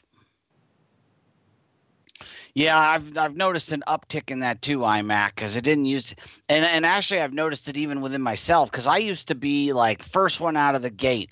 In fact, when I joined the one alliance I was in between Wolfpack Brotherhood and Team Awesome, I was there for like a week and a half, and I was amazed everybody wasn't just like jumping out of the gate. I even complained to the leader, it's like it's the next day and like 3 people aren't even here yet. Like, what the hell's going on? And then as I started to get better at war and understand, I was like, oh, I get it, how it's working now. So Yeah, I think I'm going to do that iMac. I've had my eye on a really nice one. I just haven't pulled the trigger yet. I'm just using like a headset mic for now. So I will, when I go buy my new machine, I'll probably pick up that mic too. iMac, it's been over 100 almost every day for the last month where I live. Between 90 and 100. We've had a few 106s. We beat Death Valley one day. I don't know what our humidity is, but it's not a dry heat. I can tell you that. I'm sweating pretty heavily. So it's been really hot. Yeah, there was a day a couple of weeks ago we had the highest, I believe we had the highest temperature in the United States for that day. All right, I'm going to move around a little bit here so I'm not in front of this because I just turned that fan off and I'm dying already and it's been like 30 seconds. Blue Snowball mic. That with Audacity is a good combo. Yeah, I've been looking at the Yeti. I've been looking at a Yeti mic, and yeah, 100 in dry heat isn't bad at all. I don't live in Arizona, brah. I mean, we have some pretty. We're not Florida humidity because I went from Oregon to Florida once, and I was amazed. It was in the middle of summer. It was July, and that was horrible. But I'd guess we're probably, I don't know, like 40 to 45% if I had to guess. Humidity, so not as bad as some places, but certainly not. My mom lives in Tucson, and it definitely is a different experience. The dry heat's not that bad at all. That's why when I go to the gym, I like the dry sauna. You know, like the electric one. Good luck, Malachi. Let us know. iMac says, Malachi, don't. Wait until the 30th. What's the 30th, iMac? He wants you too, Malachi. Children of the Corn.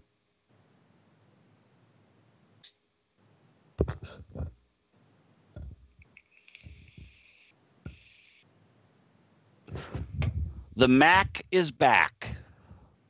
Awesome. 40 to 45 minutes is not bad. Probably gives you a cool breeze. No, not really. But no, you're right. 40 to 45% is not bad as 100%. I guarantee that. Do you live in a place with 100? Are you in Florida or something? Or Georgia? One of those like nasty swamp states? I'm going to look it up now. I'm kind of curious. Just for that.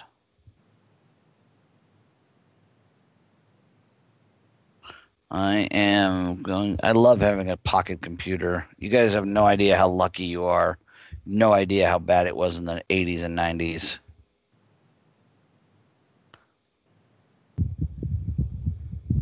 Yeah, actually I had to go to the library to look stuff up.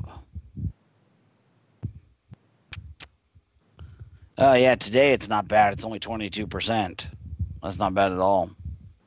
South Florida. Yep, that's what I guessed. Yeah, I flew to Orlando one time from here, direct shot, and I stepped off the plane, and it was literally like somebody was waiting with a bucket and just threw it in my face. I mean, I could not, because I'd never experienced anything like that. I'd never been to Florida or Georgia or any of those, and it was eye-opening. It was horrible. Just horrible. Then we went up to Memphis, which wasn't so bad, but then we had to go back to Florida, and it was very, very uncomfortable. Magneto's not horrible. He's good for the synergy teams. Not a great pull. You like that Children of the Corn reference? Originally from Nebraska? Yeah. I lived in Kansas for a couple of years, and I've been through Nebraska, so I know what you're talking about. I'm sure Children of the Corn is a big hit in Nebraska. Yeah, I think we got off the plane at like 6 p.m. Yeah. Bulldog, it's 2017, and we have hundreds of people come to the library every day to use the computer. Yeah, to use the computer. We had to go to the library to look stuff up in books, man. You know, if you wanted to figure out how to determine the humidity, you had to look it up in a book, and you had to use the Dewey Decimal System to find the book on the shelf.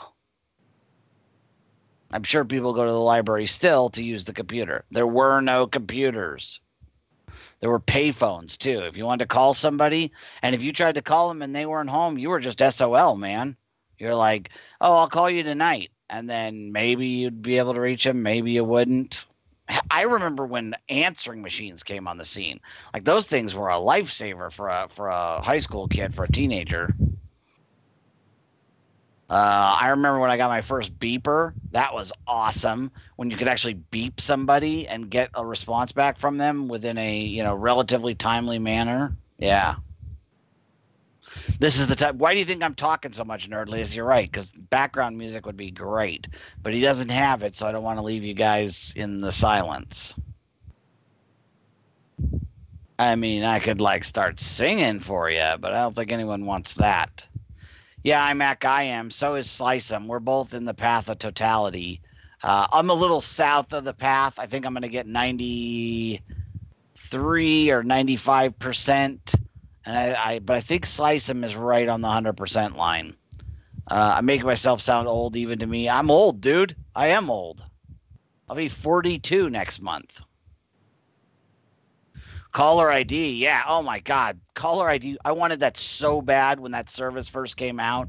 You could actually see who was calling you. Yeah, I mean that was amazing. Yeah, beepers, caller ID, answering machines, all of those things just changed the way we did everything. eBay was good. Yeah, by the time eBay came around, I was probably in my mid-20s at that point. So eBay was a lot of fun. Burn1 says he's got 90% humidity. Oh, that sucks.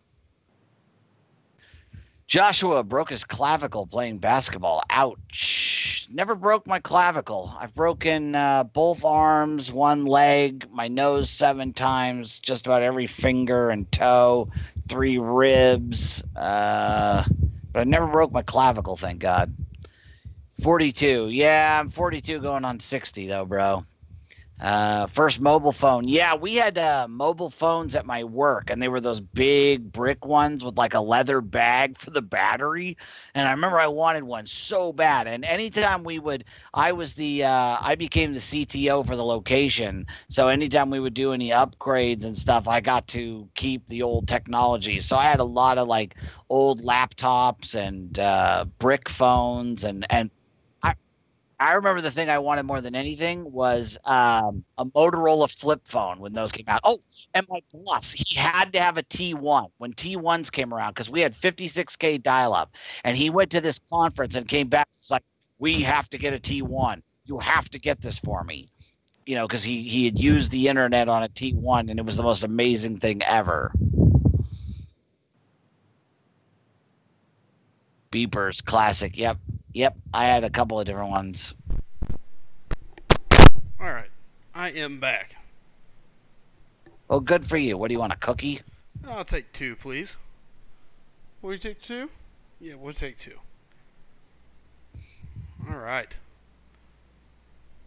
Where were we?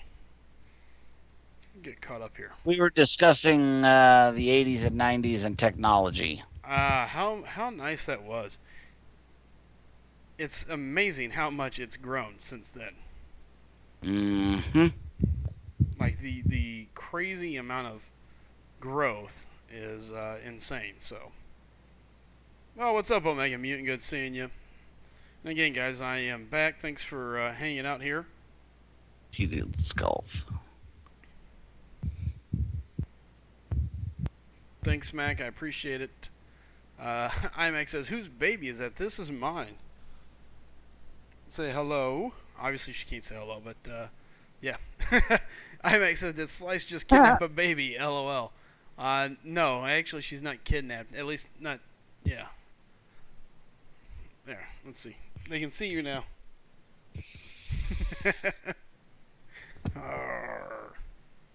Chair's still there, J-Wag. It's just under his butt. Oh yeah.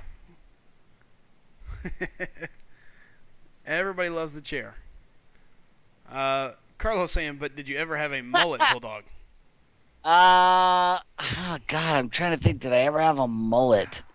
I had an almost mullet one time. It was it was shorter on top than it was in back, but it wasn't really long. It was just kind of like half a mullet.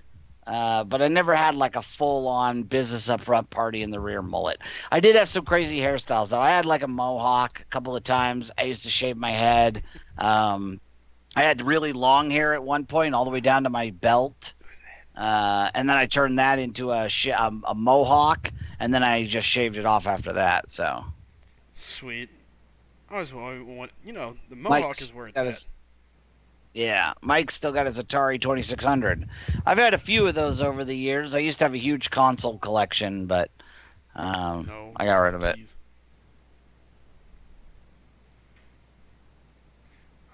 I never had an Atari. I think my earliest gaming system was the straight up Nintendo, as far as I can remember. Yeah, I never owned an Atari when Ataris were big. I got one later. I think the first console I ever had when it was new was Nintendo as well. Yeah, In fact, I got the first Nintendos to hit Oregon from KB Toys, 1987, I believe that was. A Willow saying he had a rockin' mullet in 2007. Superman vs. Green Lantern saying almost 1,000. Yeah, we've been stuck at almost 1,000, like 950s for a week or so now. What's up, Kevin? I'm actually saying, hey, Willow, you live in Kentucky, I'm guessing? Hey, my daddy's from Kentucky. You be nice. In fact, my daddy was born just over the border from where SlycemGaming lives. Dude, Greg, that is a great idea. Put the baby on live stream. Yo, SlycemGaming, the baby's got some scissors. You better get home. Yeah. That's going to be our daycare provider. All right. Did you hear that? The live stream. Live stream daycare. Somehow I don't think the wife is going to go for it. No. Cool. Yeah. Are you typing him a message? She loves the keyboard. I have a feeling she could be a gamer later. Sega Master System. Yeah, I've owned one of those. I didn't own one at the time, but I owned one. I had a Nintendo and then a Genesis. Yeah, from there on out, I was getting them every time they came out. Dude, with a full-on foot-long rat tail. Very nice, iMac. Very nice. My cousin had a really kicking mullet. Yeah, the rat tails were where it was at for the longest of times. Yeah, I grew my hair out, like I said, all the way to my belt when I was like 19, from like 17 to 19. And then I bought a motorcycle and there was no helmet laws in Kansas. So every day I'd get home and I'd have just these huge rat's nests in my hair. So what I did was I shaved it into a mohawk. So I had a mohawk that went all the way down to my belt. And then I would like French braid it when I'd go out to ride or put it in a ponytail. And then that just got to be too much hassle. So one day I just cut it off and shaved my head, and I've kept it shaved ever since. Nice. I let mine grow out a good little chunk, but it was never anything crazy long. Never anything too crazy long. It was long, but nothing too crazy. My wife hates the idea of me having long hair again. It was rather funny. Mine was like, oh look, you can do this if you do this. If you do this or whatever it was, we had some bet, and it was like if you win, you can do whatever, you can grow your hair out. Because I'd always pester her about it, and so I started doing it. And she's like, "Okay, it's in that awkward stage. You're done." She's like, "Get it cut." And I was like, "No." And then see, I use my hair and my beard as a get out of jail free card. So I'll leave it to get all shaggy. I'll pull my beard out. I'll let my hair get wild. And then when I screw up on something, I'll go get a haircut and a shave. And then my wife forgets all about whatever horrible thing I did. There you go. Yeah. Yes, Obidon. Do you live in that area? That's right. It was the KB Toys store in the Mall. That's exactly where I got my first Nintendo. KB Toys. That was always such a good stuff.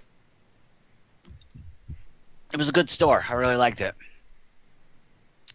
PS1. I loved PS. I remember. I'll tell you a story about the PlayStation. So I was living in Wichita, Kansas, and I was living by myself. My family lived here in Oregon. I moved out there with a buddy of mine, and I got my own place. And one of the guys that was their friend was older than us, and so he had a lot more money than we did. We were all, young teenagers.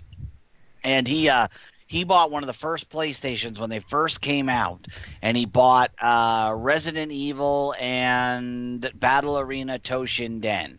And so we all played Battle Arena Toshinden all day, and then I was staying at his house, and my kid brother had come out to visit, and I decided to try this Resident Evil. And I didn't know what it was. I never played it. It was like 1 a.m. So I put it in the PlayStation, and I'm going through the intro, and I'm like, wow, this looks like really cool, man. And so at the very first, I go to the left, and I go down the hallway where the dogs jump through the window. Yep. And I about crap my pants. I scream. Not like at the top of my lungs, but just like, like it totally was. I was totally not expecting that because, survival horror didn't exist before this. That was a brand new genre. And I wake my brother up, and he starts screaming. He's like 13 at the time. Oh, man, it was so funny. Woke the whole house up. Everybody, like, what the hell? And then, because nobody had played it yet, I was the first one to try it out. We'd all been playing Battle Arena. So, yeah, it was pretty funny. It's actually kind of funny. I had a very similar situation. The fact that it happened to you, at least I feel like I don't feel bad that I wasn't the only one that this happened to, because I borrowed the game from a buddy. And he's like, oh, no, man, you got to play this game. Actually, it was my cousin, I guess. He's like, this game's fun. It's creepy. It's, zombies, this, that, and the other type thing. He's like, you got to try it out. I said, okay, fine. So I borrow it. I'm playing, and as I'm going along through the game, I get stuck. I get stuck on one of the puzzles, And so I can't figure the puzzle out. I can't figure it out. And I go through this map, and I kill everything. I mean, everything is dead. Everything's completely dead. There's nothing left for me to do. And so I'm like, okay, that's it. So I finally figured this puzzle out. And when I did, of course, it opened the next section of the level. So I'm just wandering around like there's nothing to be afraid of, just do. And all of a sudden, totally forgot. This Colossus is unstoppable. Or Juggernaut, I mean. So anyway, thinking there's nothing to be afraid of, I just go on about my day. And then all of a sudden, it's whenever they came out with those hunters, or whatever they were called. The super strong, like genetically freaked out zombie things. And essentially, next thing I know, I turn the corner and this hunter jumps out of the screen. And I yelped. I was like, I threw the controller up in the air. Scared the bejesus out of me. It was horrible. Yeah, I gave a mighty hoop and a holler. Hey, Obi-Don, what years did you live in the Valley? Kind of curious. Cool Borders 2 was good. I loved Tony Hawk Pro Skater 3. That was my favorite. We played the hell out of that game. Oh, yeah, Tomb Raider, man, on the PS1. Yeah. That thing was like, we'd never seen anything like that. Yeah, I remember the same thing, man. I loved the hell out of that game. Yeah, it was it was fun. Too. What's up, Sean Smith? I never really played Spyro. And again, my gameplay is going to suffer here, as I have managed to adopt the babysitting charges for a little bit. So you guys get to talk to us. I may not play much here, and as you can tell, just playing with Spider-Man, if I do, I'm going to get owned, because it's she is wild, she's hilarious, she's definitely my kid, because she's inquisitive, and she likes to take and try to break anything she touches. She's got to make sure it all is high quality, I guess. Yeah, you're obviously a young wall crawler, because I had quit playing that by the time either of those games came out. 1 was good, 2 was really good, 3 was awesome. And then, from my opinion, from there, it was kind of downhill. I did play, I did check out the... Oh, no, that's right. I started playing 3 again on, I think on an emulator or... no, I got it on, like, one of the Sony sales, I think. You could download it. That's one of the things I miss about having a console is getting those older games again. Oh, yeah. Dave Mirra. Yeah, Dave Mirra was later for me. I was already kind of moved on. I'll tell you, the games that Rogue Valley Mall opened in 87, if memory serves. That sounds about right. I moved here in 80, let's see, I think 86 or 86 originally, and then left for a couple of years and then came back for high school. So I was here from 89 to 92-ish, and then that's when I moved to Wichita. So we might have crossed paths depending on how old you are. I like Jay Wago here saying his favorite PS1 game ever, Final Fantasy VII. Great game. I never liked it, which is weird because I played the hell out of Final Fantasy 2 and 3 here, which are, 4 and 5 Japan. 3 especially with the Espers and oh my god. I loved Final Fantasy 3 for the Super Nintendo. And Chrono Trigger. I don't know if anyone remembers Chrono Trigger, but I'll tell you the two games that almost when I got Chrono Trigger, I was living in Wichita. Hey, what's up, Peter? And I was living in Wichita, and I was working at this steel place, and I worked 5 p.m. to 1 a.m. And I picked up Chrono Trigger at KB Toys out there, and I went to work. I did my job. I got off work around like 1:30, 2 o'clock. I come home. I was living in a studio apartment by myself, and I put Chrono Trigger in, and I start playing. Next thing I know, it's 4 p.m. the next day. I got to be at work in an hour. I haven't been to sleep. I've been up all night and all day playing the game. So I have to call in and say that I'm sick. And I ended up playing until about midnight. So I played like 20 some odd straight hours without even blinking. And then the same thing happened to me with Ogre Battle, March of the Black Queen, which was another one of my favorite Super Nintendo titles. So I never played that. I remember Chrono Trigger, but I never really played it much. Oh, it's so good. Best RPG, I think, put out in the 90s, in my opinion. Just phenomenal. I don't know. I was a huge Final Fantasy fan. Final Fantasy VII is... So I remember playing it on the Super Nintendo. And then after that, I don't remember it really coming back around until the PlayStation days. And actually, believe it or not, that was a large reason I ended up going with a PlayStation. I started out going with a Sega.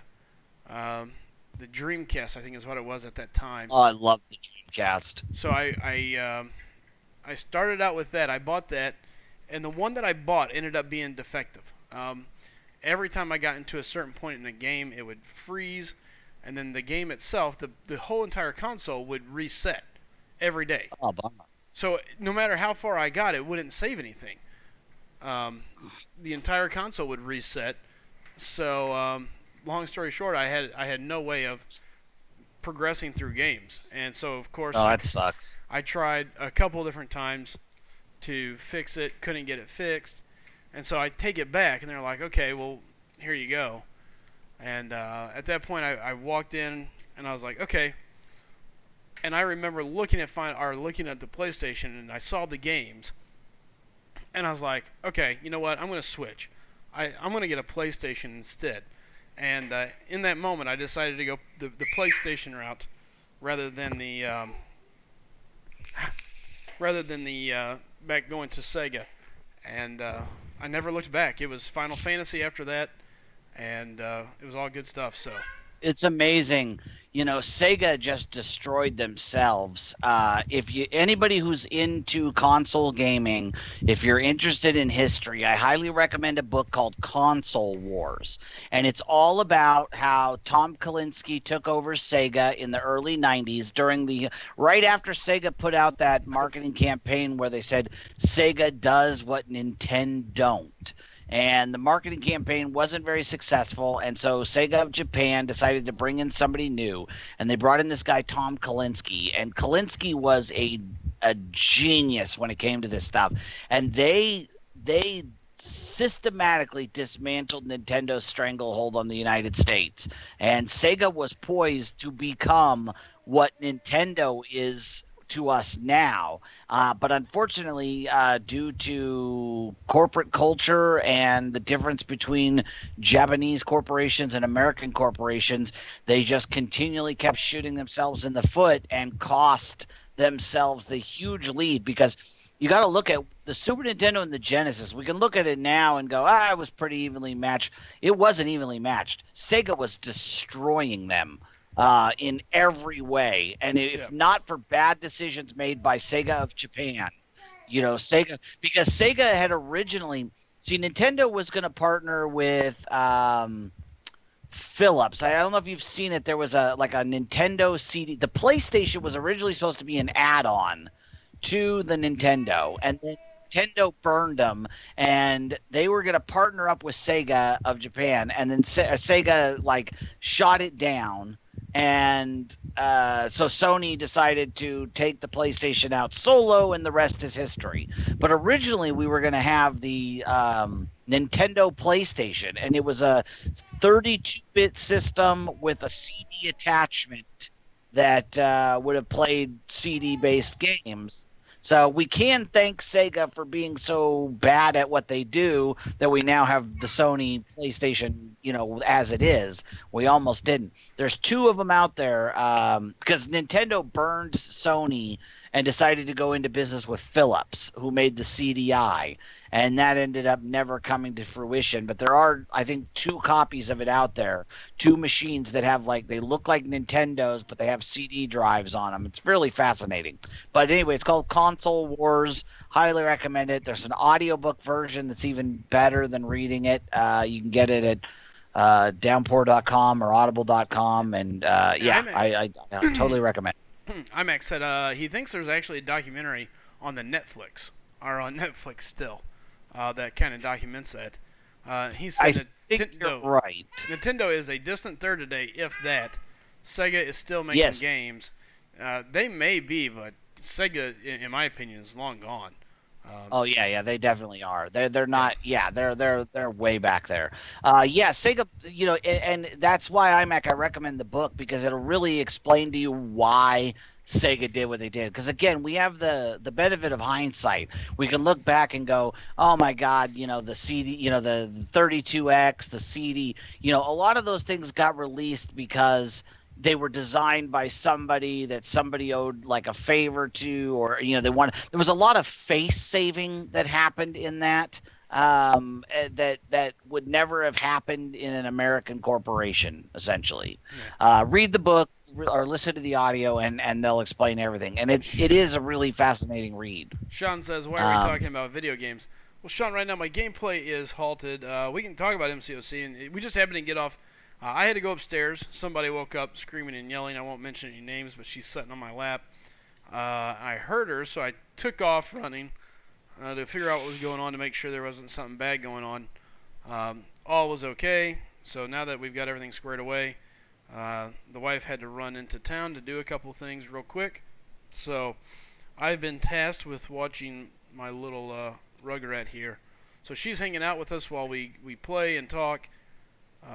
So I can kill the stream if that would be easier, but since I can't really play, we're just kind of chatting. And I came back, everybody's chatting about games, and now this is where we're talking about. And again, we just let live chat kind of take us wherever it goes. Yeah, we play a lot of MCOC, but again, it's SlycemGaming. We cover all games. We've had people with other games come in and talk about them. So yeah. Yeah, let's be honest. We can really only talk about MCOC so much. We've discussed the 6 stars that are incoming. We've talked about the glitch that happened. We've talked about the arenas. I don't mind. If anybody else has another topic they'd rather discuss, by all means. With no background music, I just didn't want to let there be any silence. So, the doc is off Netflix. Oh, that's too bad. There was another really good book I read called Jacked, and it was the history of Grand Theft Auto. Also another very fascinating story. The video game industry is you know what, iMac, the one that I saw on there, there was a documentary about the Amiga Corporation and about the about everything that Amiga went through. Oh yeah, Caleb says Warmax time. I don't think Slycem got it installed like Steiny did. I have it on my no. I had it on. But he can't play that either because of the baby. Yeah, she's having fun climbing. She loves to climb, so she basically keeps climbing off my lap to just climb back up on the chair and then try to climb over to the desk and see what she can rip apart. So hey, duct tape and NyQuil, my friend. Duct tape and NyQuil. That solves everything. Can we discuss poetry? What do you know about poetry? My mother is a poetry therapist. Fallout's a great story. God, I love Fallout. In fact, I was just thinking about that yesterday as I was not playing MCOC. I was thinking about other games that I really enjoyed. I remember when I played Fallout 1 and 2, and I loved them. And then when Fallout 3 was teased, I remember I saw the E3 footage, and I was like, what the hell is this crap? Because Fallout was a top-down, three-quarter isometric, point-and-click adventure. And now they had this first-person shooter-looking thing, and I thought, this is gonna suck. And then I got it, and it was one of the best games I'd ever played, so I was totally wrong. I loved Fallout 3. Yep. Uh-oh. Hey, Chid, you still there? Well, I guess we lost Chid. Looks like Ultimate Wallcaller saying, but Daredevil Born Again for Daredevil Season 3? Is there a... was he killed at the end of the second one? No, not that I saw. Somebody just said they just finished their episodes of The Defender, by the way. So wasn't there only like 8 episodes? I am not sure how many there are. That's so, iMac, I should have been Fallout 4's biggest fan. I put in over 1,500 hours each into Fallout 3 and Fallout New Vegas. I loved them both. I like New Vegas a little bit better than I did. I love all the DLC. That's one of the reasons I like Vegas better, is that it had better DLC. And I only played about an hour of Fallout 4 and never touched it again. I don't know what it is. Maybe I was just in a different place in my life. I don't know. But I just couldn't get into it. My brother loves it, but not me. But I do love the world of Fallout. That's one game I never really got too far into was Fallout. I've got a couple of things that I'm looking forward to seeing. We got John in here saying, Slice and family, how y'all doing? DMR saying, stop the spoilers. I don't know if they are spoilers. I haven't seen any of the Defenders yet. I have no idea anything about it. So, yeah. I mean, I'll eventually play it. There's no way I go the rest of my life without actually going through it, I'm just not in that, MCOC has been taking up a lot of my time for the last year and a half, like most of my time. And I'm not in a place where I really want to... When I do something, I do it all out. I can't do anything casual. I have an on switch and an off switch, no dimmer. That's just the way it is. So I know when I do it, I'm going to do it obsessively. So it'll happen at some point. Plus, I wanted to wait for all the DLC to come out and be, that way I could buy like a Game of the Year edition. IMAX says Fallout 4 has crafting in it. You can even craft power armor, so... Yeah, I've read about it. Like I said, my brother is a big fan, he and his wife, and they both played it, and he told me all about it, and I know I'll love it. It just, I don't know. Like I said, it was really big, and there was a lot of new things to learn. It was such a departure from 3 in New Vegas when it comes to the menus and everything. And then I just got away from console gaming at that point. I don't even own a single console right now. Well, I think I might have a PS2 somewhere. That's about it. I've got my PS4, and I actually... for the first time in a long time, bought a couple games for it the other day. So my old house got broke into, and in the process, they stole my PS4s and a ton of my games. So now I'm going back and recollecting games. I'm kind of like, okay, well, what do I want to get? So I did pick up Skyrim, which is one of the ones that Caleb there was just like, Skyrim. So I've got that, and I've thought about even streaming some of that or something like that sometime. It all really just kind of depends. My problem, I say problem, it's not really a problem. Right now I am solely stuck on finishing MCOC, getting it to where I want to be, and then going from there. So yeah, but, we'll see what happens, because now at this point in the game, MCOC is a little bit different. I'm to the point where it's, finish up RTTLL, our Road to the Labyrinth, finish up Act 5, and start getting prepared for Labyrinth of Legends, which means ranking up my Spider-Man and my other 5 stars and getting ready for that. So until then, there's really not much that I have left that has to be done. So Yeah, I know I'm gonna love Fallout 4, and that's kind of what's keeping me away too, is because I know that I'm gonna, when I start playing it for realsies, I'm gonna get really, really into it. My other favorite game is Borderlands 2, and I didn't hate the pre-sequel, but it wasn't as good as Borderlands 2. But I put a lot of time into that one as well. Um, I liked the story in both the other Fallouts, in all of them. Like I said, I played all the way back from the beginning. Um, and then I was going to say, somebody said something up here. Fallout. Oh, yeah. Who was it that said that? Oh, Elder Scrolls. I could never get into Skyrim either, and I loved Oblivion. I played the hell out of Oblivion. But for some reason, I just didn't like Skyrim as much. I don't know. Maybe I'm just getting old. You know, maybe it's like I like the stuff that was when I was in my 20s and 30s. I love Borderlands, man. The first one's like okay, but you should if you're gonna try it, start with Borderlands 2. It's by far the best. It's really good. It's got a story, but the story is kind of ancillary. It's mission based. A lot of guns. A lot of shooting. It's hard to describe, but I don't think you could go wrong. It's less of an RPG than Fallout 3 or than any of the Fallout games. It's more of a shoot 'em up, but it's a lot of fun. Yeah. Yeah, that was the other thing I heard about Fallout 4 is they really restricted your ability to veer away from the story, which I really like in 3 in New Vegas. You know, you have real decision-making opportunity that you don't have in 4. I didn't like Left 4 Dead, J-Wag. I tried them. I didn't like Dead Island either. It's one of those ones that on paper I should have loved, and I just didn't.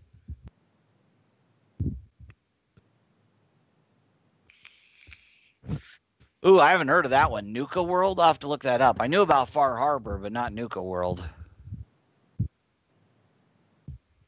God, it's really making me miss the game now. Both of them. I kind of feel like I want to go get 3 in New Vegas and just do them both again.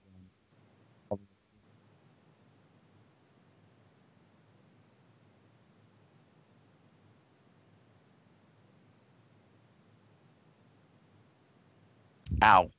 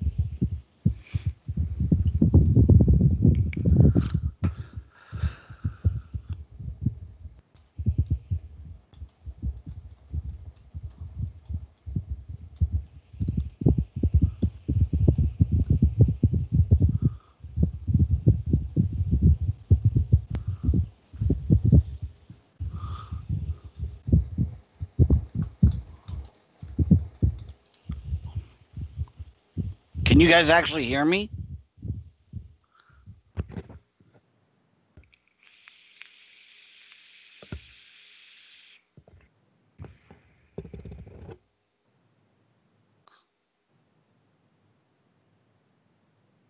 Can you guys hear me still? Are you guys able to hear me?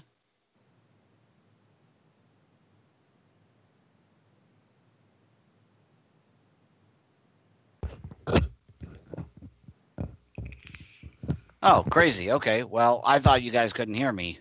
I'm over here typing. So he must have just muted it on his end. Yeah, Destiny's another one of those ones that on paper I should have loved. Oh, Salamence, man.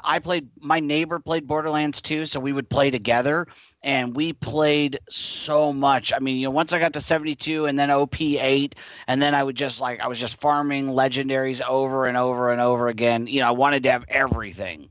I love that game. I would say my two favorite games ever are probably Fallout and Borderlands 2. Fallout 3 New Vegas are kind of 1 and 1A, and then Borderlands. In fact, I've been working on a tattoo idea that combines the two, because there's vaults in Fallout and there's vaults in Borderlands. So I was going to do something like the vault symbol from Borderlands 2. Well, first I had an idea of the Pip-Boy with a death claw on a leash meeting it's going to be a little sister with a big daddy, because BioShock's my third favorite franchise. I love BioShock 1 and 2. I didn't fart. If I did, I would have been proud of it. Any game you can play by yourself is not for me. I don't want to need other people to actually enjoy a game. Yeah, I agree. This is the first time I've ever played with anybody else. I played with my buddy, like on Borderlands, but I could play by myself whenever I wanted to. I've never been, except for the time I spent on EverQuest, I've never been a big fan of needing, multiplayer games. I did play. I got into GTA 5 when it came out. I joined a group that I met on Reddit, and we were like a crew, and that was fun. But again, you could play on your own whenever you wanted to. So he's still not back yet? No, well, he was back. You missed the baby screaming. He's got the baby now because his wife had to go into town. Oh, dude, Ultimate Wall Crawler. That is so cool. Would you send me a picture of that? I wanted one of those so bad. I just never got my chance to get one. X-Men Legends was a lot of fun. In fact, just yesterday when I was shopping at a little I don't know what you'd call it, like a secondhand store, I found the X-Men Legends 2 Brady Games guide. I almost bought it. Yeah, GTA 5 I had a lot of fun with. I went from Borderlands 2 to GTA 5, and I made some good friends on there. I joined a group, like I said, that I met on Reddit. They were all dads, but they really liked me, so in fact, the name of the alliance was the Reddit Dads. And so I had a lot of fun with them. GTA 5 is another game I wouldn't mind playing all the way through again. Had a lot of stuff you could do. I loved getting all the little Easter eggs and everything. Yeah, send me a pic. I'd love to see that. Yeah, you missed the whole baby thing. X-Men Legends is a lot of fun. It was basically Ultimate Alliance, but just with the X-Men characters. I think it's the same company and everything. I think it was. Oh, an OP8 Sandhawk. We cheated on that for a little while. I got the editor program you could do, and the only reason I did it, I'll tell you a story. And actually, this kind of goes. Somebody up there asked when they're going to do the bandwave rollback thing. This is why I had no problem with what we did on the live stream, because I'm used to just playing those types of games. This is the first time I've ever played a game like this, an online mobile with other people. So it never even occurred to me that what we were doing was wrong. I certainly never expected anybody would get banned for it, because when you're playing a game like Borderlands 2 and you find an exploit, you take advantage of it, and if they don't want you to, they'll close it. So I just figured the same thing with this, that they would just close the exploit, or they'd take back the stuff, especially since just that night, Frojo was telling us about how when this happened before, they let them, they took back some of the stuff, let people keep other stuff. Nobody got banned. So now that's part of the reason I didn't play it all this weekend, because I feel like I've got the sword of Damocles hanging above my head. I don't know what's going to happen. Are they going to ban me? Am I going to get? I'm upset about this whole thing, and I wish they would just do what they're going to do already, so I can know whether I was going to get an Odin and get some of those madness crystals. But why would I bother putting anything into the game if I might end up getting banned? It's ridiculous. So yeah, I wish they would just hurry up and do whatever they're going to do, and let's just move on. We'll see you later, iMac. Thanks for stopping by.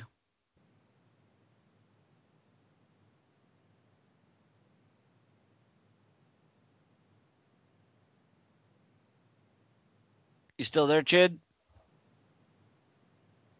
Oh, looks like he stepped away again. Now I'm here just messing with my AC.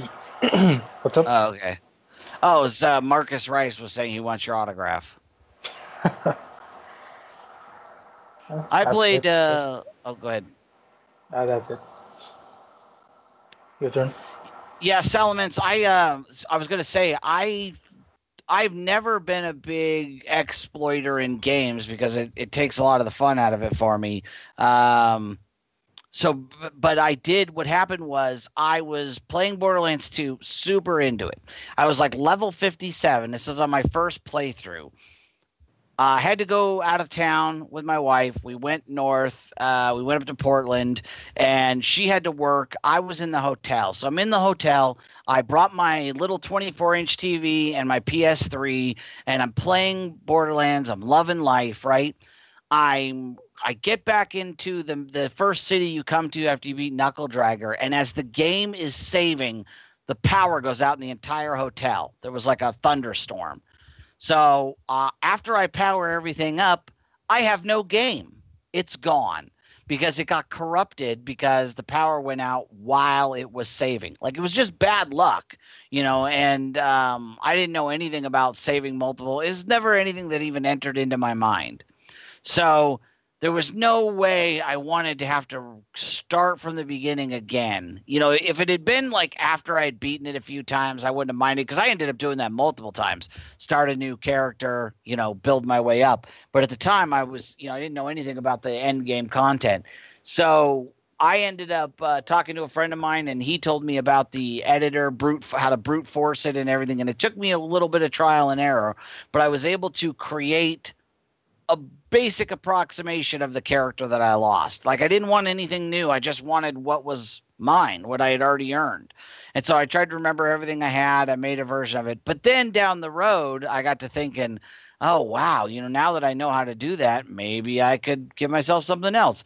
So then I spent a while playing with it, and I made a bunch of made hybrid weapons and things like that. But it really did detract from the fun of the game. So I stopped doing it. It was just something I experimented with, but that was why I did it, because I've never been, like I said, I've never been a fan of exploits. It's like, the only exploit like Fallout, and this goes back to what I was thinking about when we found this thing for MCOC, is like in Fallout, I found out that you can cheat the vendors.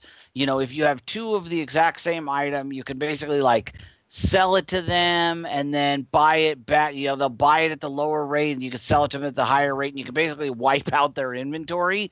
And so I always do that. That's why I end up crashing the game, because I have too much stuff.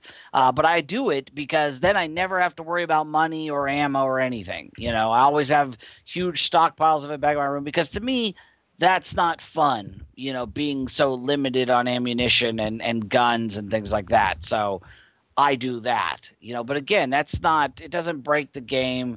It doesn't destroy the experience of it. To me, it just enhances the experience, because I get to avoid the part of the game I don't like, which is being poor. So, and that's why, like I said, it's the same thing that I was thinking about with this MCOC thing when we were testing it, is like, oh, hey, here's an opportunity to, open some more stuff, which is fun, and anyway. So we'll see. We'll see what happens. Hashtag BHawk is too OP for any boss. Oh, yeah.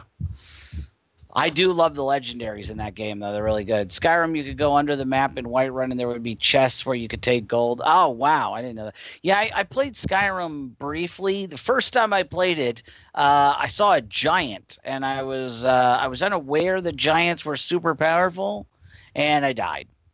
So then the second time I played it, I avoided the giants, and I think I don't know. I got high enough to like join the Society of Friends or whatever it was, basically the Warrior Guild, and then I got my invitation to the Black Hand, and I was getting ready to join them, and that's when I stopped playing. Yeah, I remember the game Genie. Oh yeah, I sold one of those actually just last year.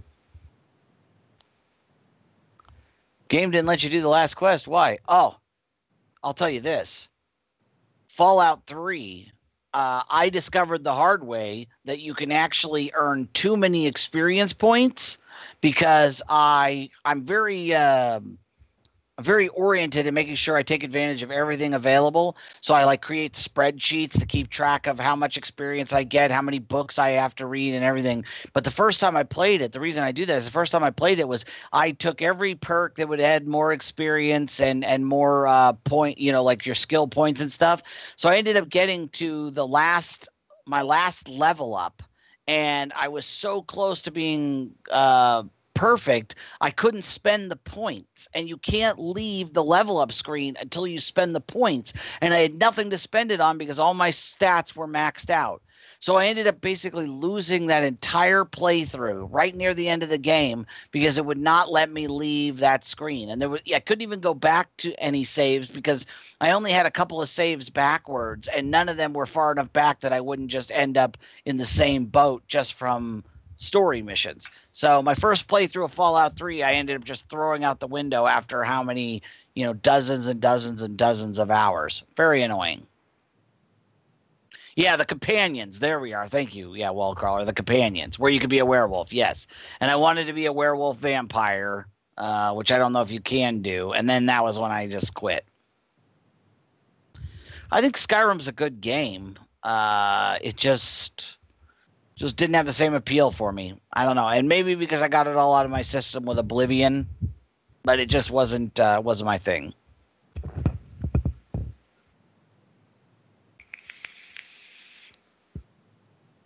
I'll bear that in mind, Salamence. Thank you. I have the little like perk poster that came with it. Shows all the different ones. They're like little squares and has every perk in it. Somewhere. It's in a box somewhere. I'm not sure.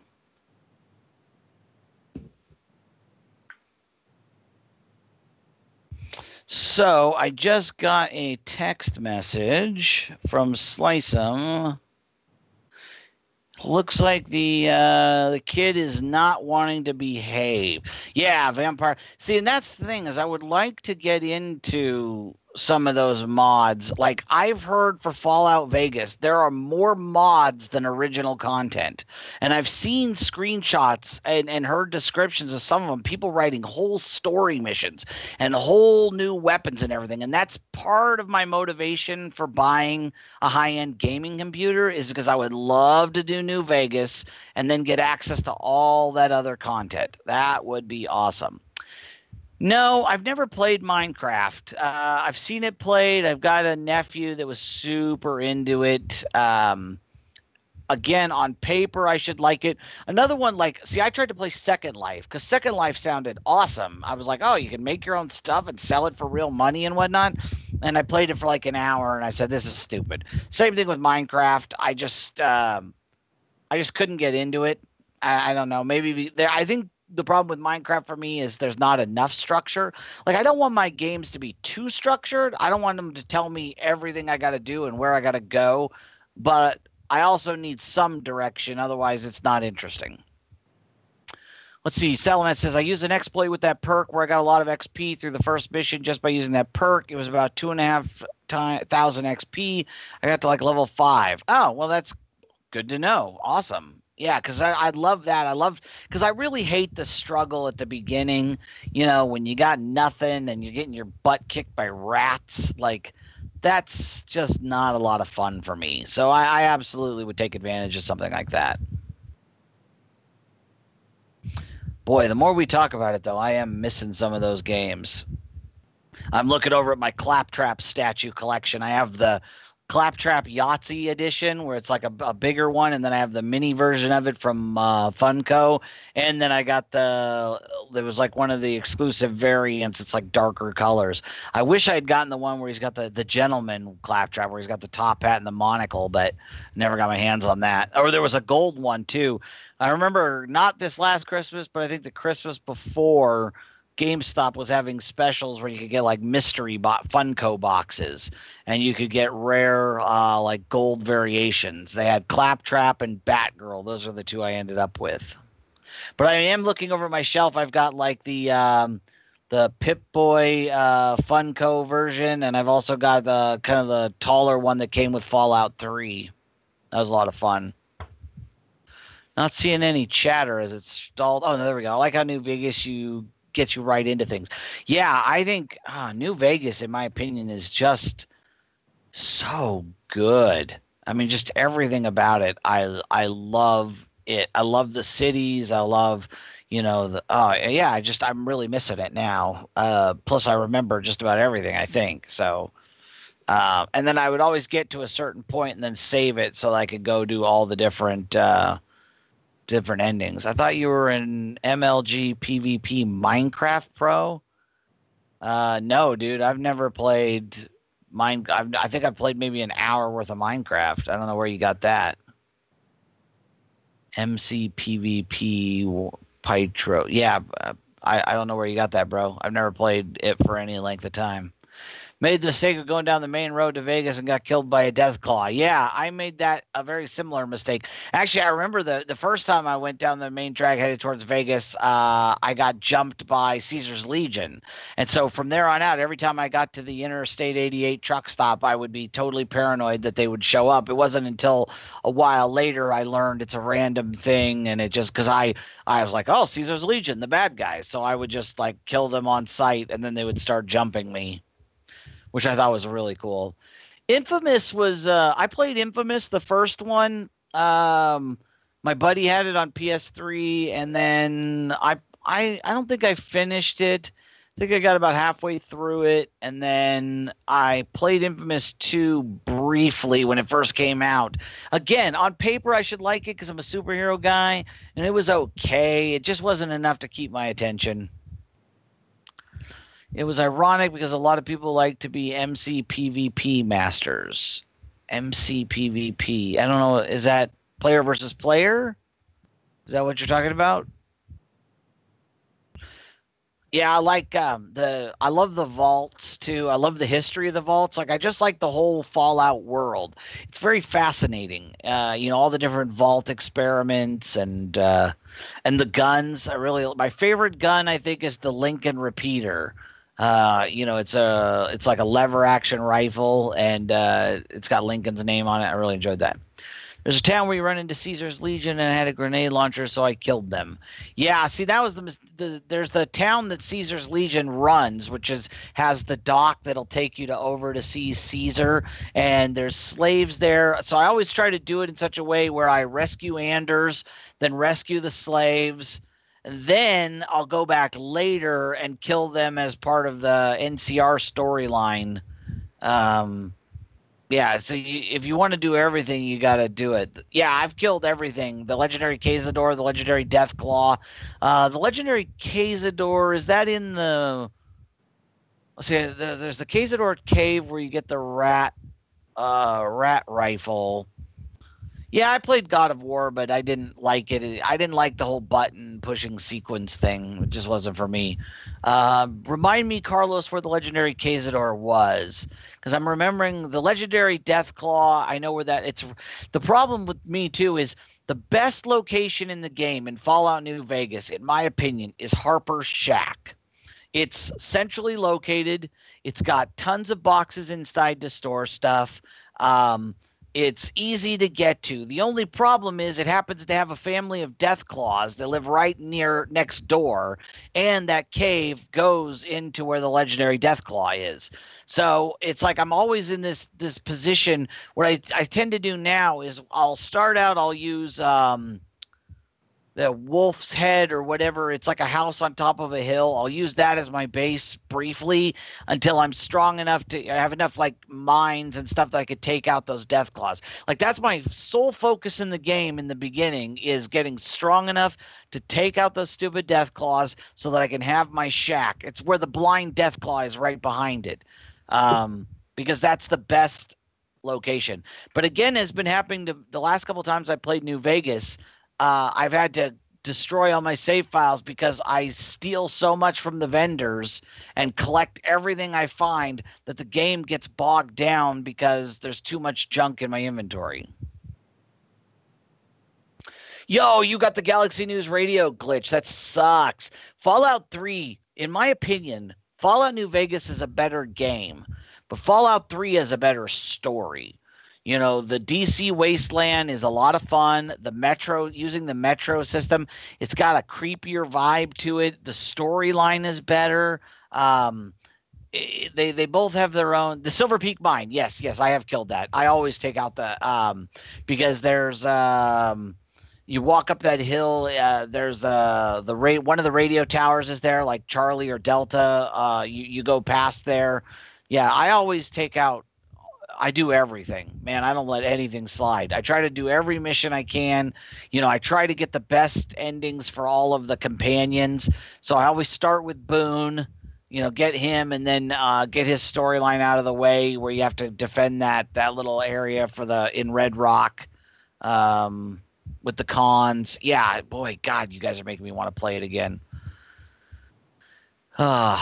But if I do that, then I'm not doing this. So, Nipton, then you are now enemies with Caesar Legion. Oh, I know. But yeah, the Nipton Town Hall. See, when I did that one, I just let them go because I wasn't strong enough. I didn't feel like to make enemies of them yet. So I kind of have it down to a science now of making them enemies at the right time. Salomon says, God damn it, I said to myself that I won't play Fallout 4 anymore today. Why did someone start this conversation? Now I just want to start my PC and F up some enemies in Nuka World. Sorry, dude. Yeah, you're making me want to play it too. Totally. What time is it? 6 o'clock. Well, guys, looks like Slycem's not coming back. He texted me just a little bit ago and said that he's probably not going to be able to make it back. So sorry about that. I should probably go ahead and wrap it up. I haven't been in the house for a while, so I don't know what my family's up to. I should not be out here too long. So I'm going to go ahead and have Slycem come back, and we'll wrap up the stream. Sorry we didn't get any gameplay in. I hope you guys had a good time reminiscing and talking about other games. I love just having these conversations.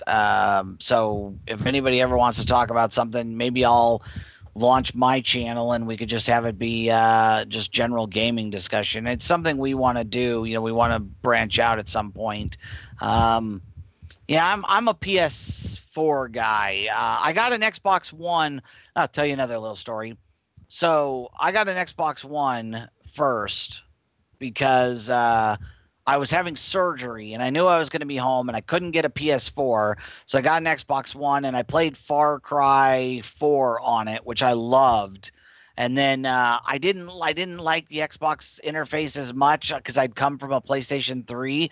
And then I got lucky and I found some kid on Craigslist whose mom had bought him a PlayStation 4. And we ended up trading. Like, he came over to my house with his mom. You know, of course, they thought I was going to rip them off. I thought they were going to rip me off. But they ended up being very nice people. And we just did a straight-up swap. Like, here's my Xbox One. I'll take your PS4. Everybody's happy. So I was pretty happy with that. But I was glad at least. Because the reason I originally went with Xbox is I'm a big fan of Dead Rising 2. I really liked Dead Rising 2. And Dead Rising, of course, is an Xbox exclusive. So I got an Xbox One, Far Cry 4. I got it with Dead Rising 3. And I thought, okay, I'm going to play the hell out of this. And then I was like, well, I should get a second one just in case I want to shake things up. And I'd never played any of the Far Cry games. So I bought Far Cry 4. And thank God I did, because I played Dead Rising 3 for a few hours and was so disappointed compared to Dead Rising 2. Did not, because I played a lot of Dead Rising 2, a lot. And so then I tried Far Cry 4, and I'm like, oh man, this game is awesome, which was cool because then I could go back and get Far Cry 3, played it entirely, 100% at everything, and Far Cry 2 on the PS2, that was awesome. And the one that takes place in Africa, loved it. Ultimate's why you like the Xbox more. I have Xbox One and PS4, so you got both. Good thing New Vegas and 3 are backwards compatible. Yeah, and that's what I've been thinking about because, like, if I buy another console, I'm probably going to buy a PS4. I would really want to get the Handsome Collection again, so I got the Borderlands. And does anyone know if they released a BioShock collection that has, like, BioShock 1 and 2 together and all the DLC, like Minerva's Den? Does it come with Fallout, or does it come with BioShock Infinite? I loved BioShock. I loved all 3 of the BioShock games. In fact, now I think about it, BioShock, Fallout, and Borderlands are my 3 favorite games ever.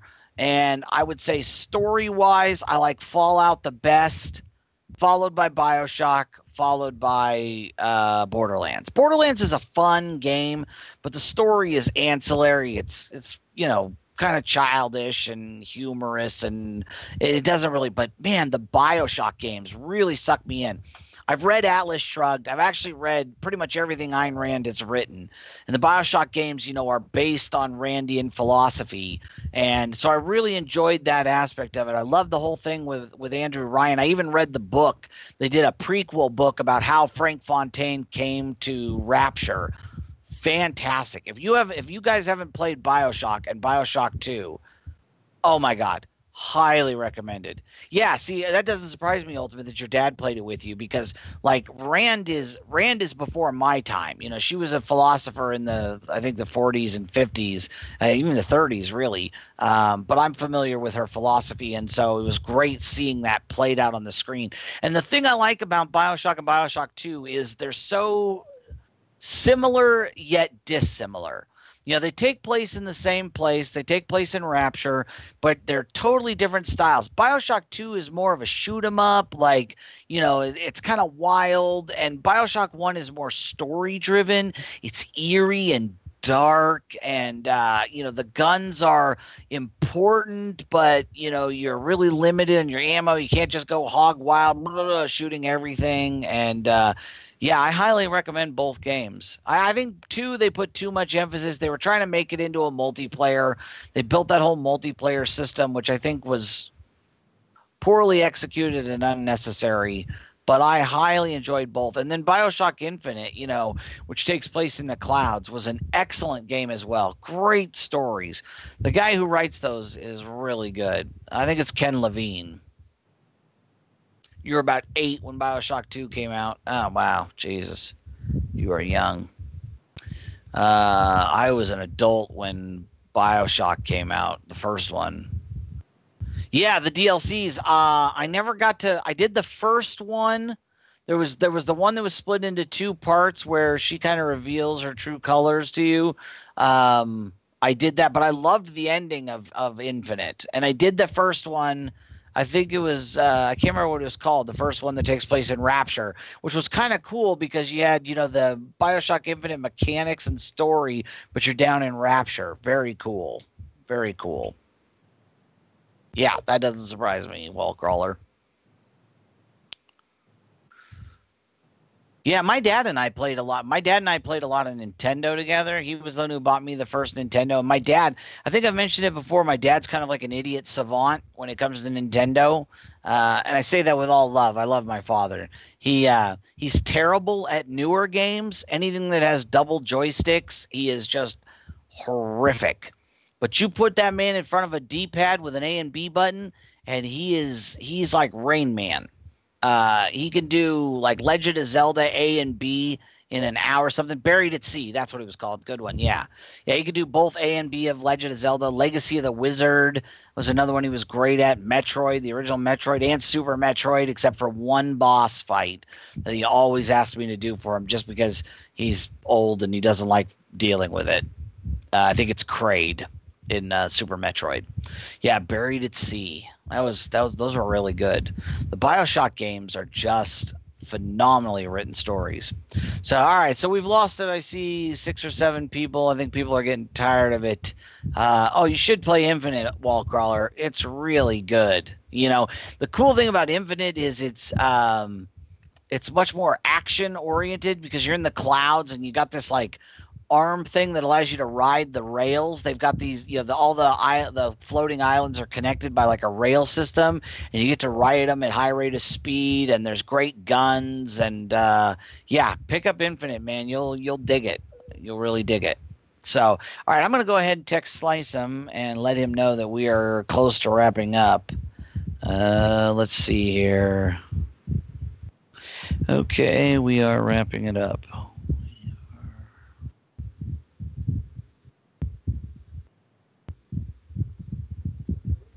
Anybody else have your dad's bad at games? Yeah, I would ask my dad to help me with like Borderlands. So, you know, there's all the different achievements, and one of the achievements is like win 10 fist fights.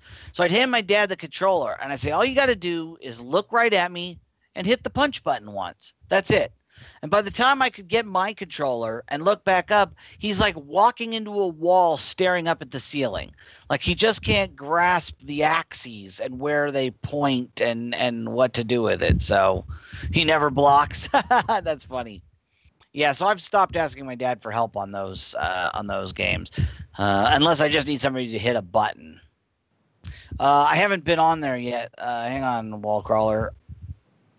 I try not to look at other things too much. I want to focus on the chat so I catch anything you guys say as you say it. I don't want you to have to wait, but I'm looking at it now. Oh, so cool. Super jelly, man. That is awesome. I really wanted one of those. I just wasn't in a place like financially at the time. Very nice. Very nice. All right, so Sly should be back any second. Come back. Used to play Yu-Gi-Oh! Oh, nice. My dad never played any of my collectible card games with me. I mean, I only played Magic. I also played the Marvel. Anybody remember the Marvel trading card game? Oh, I loved that game. Such a good mechanism. Very enjoyable.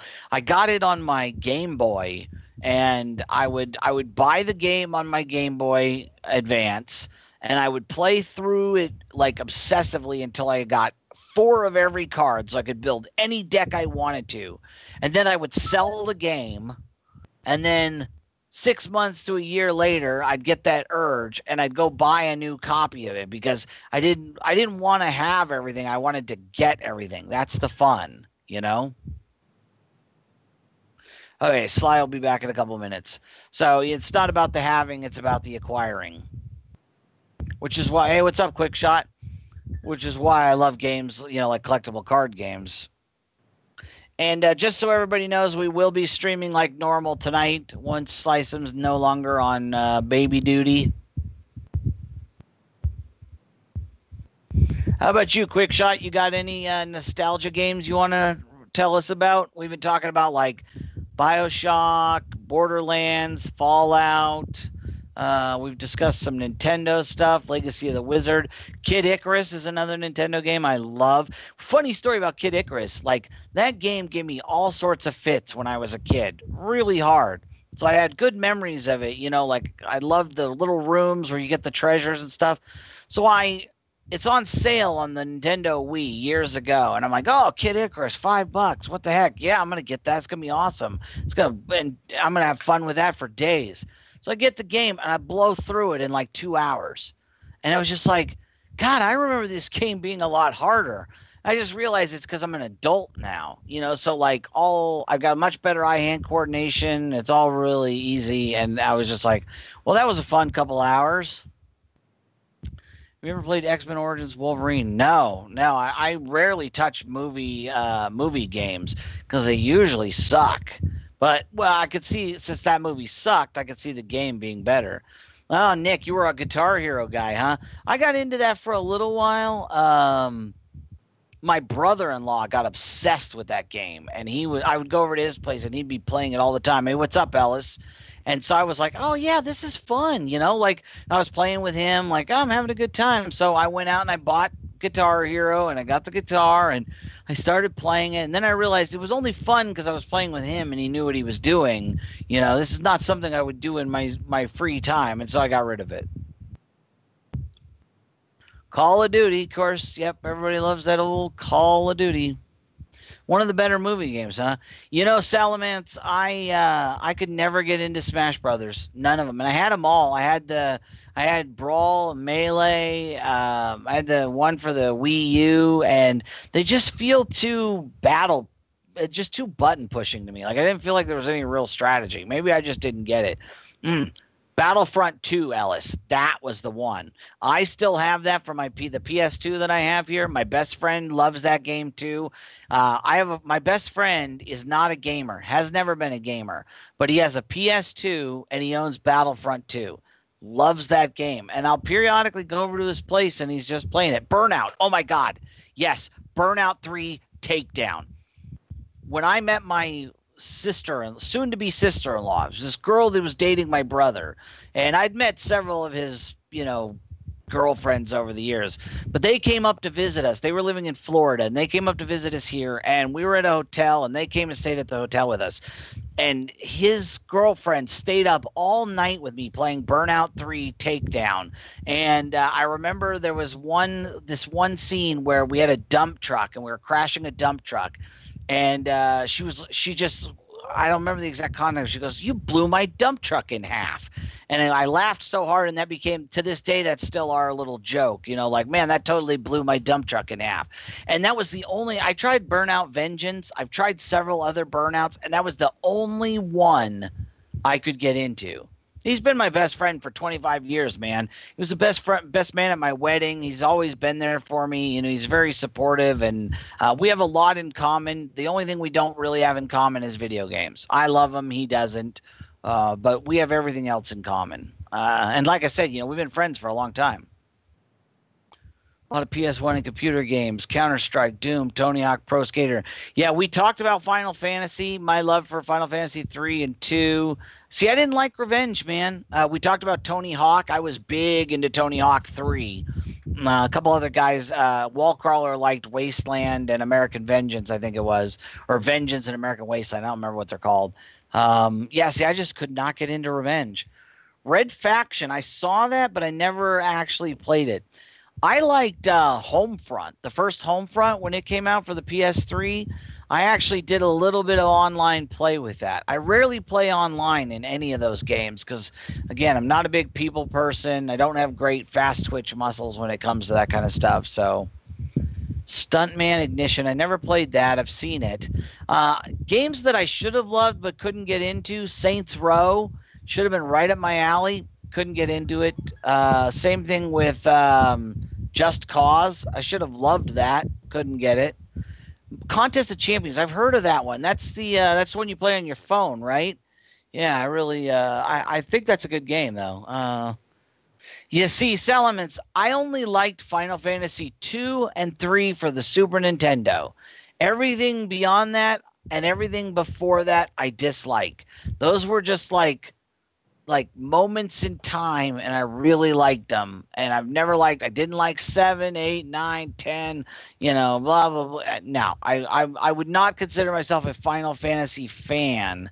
I would say I liked those particular 2 copies of Final Fantasy. You like Just Cause, huh? Yeah, see, and you're younger. I think that might have something to do with it. Homefront made me scarred for life when that one guy from the group shot the kids. Oh yeah, dude, that was freaky. Hey, what's up, Real Deal? Yeah, it's been a chair stream for a while. Slycem got put on baby duty.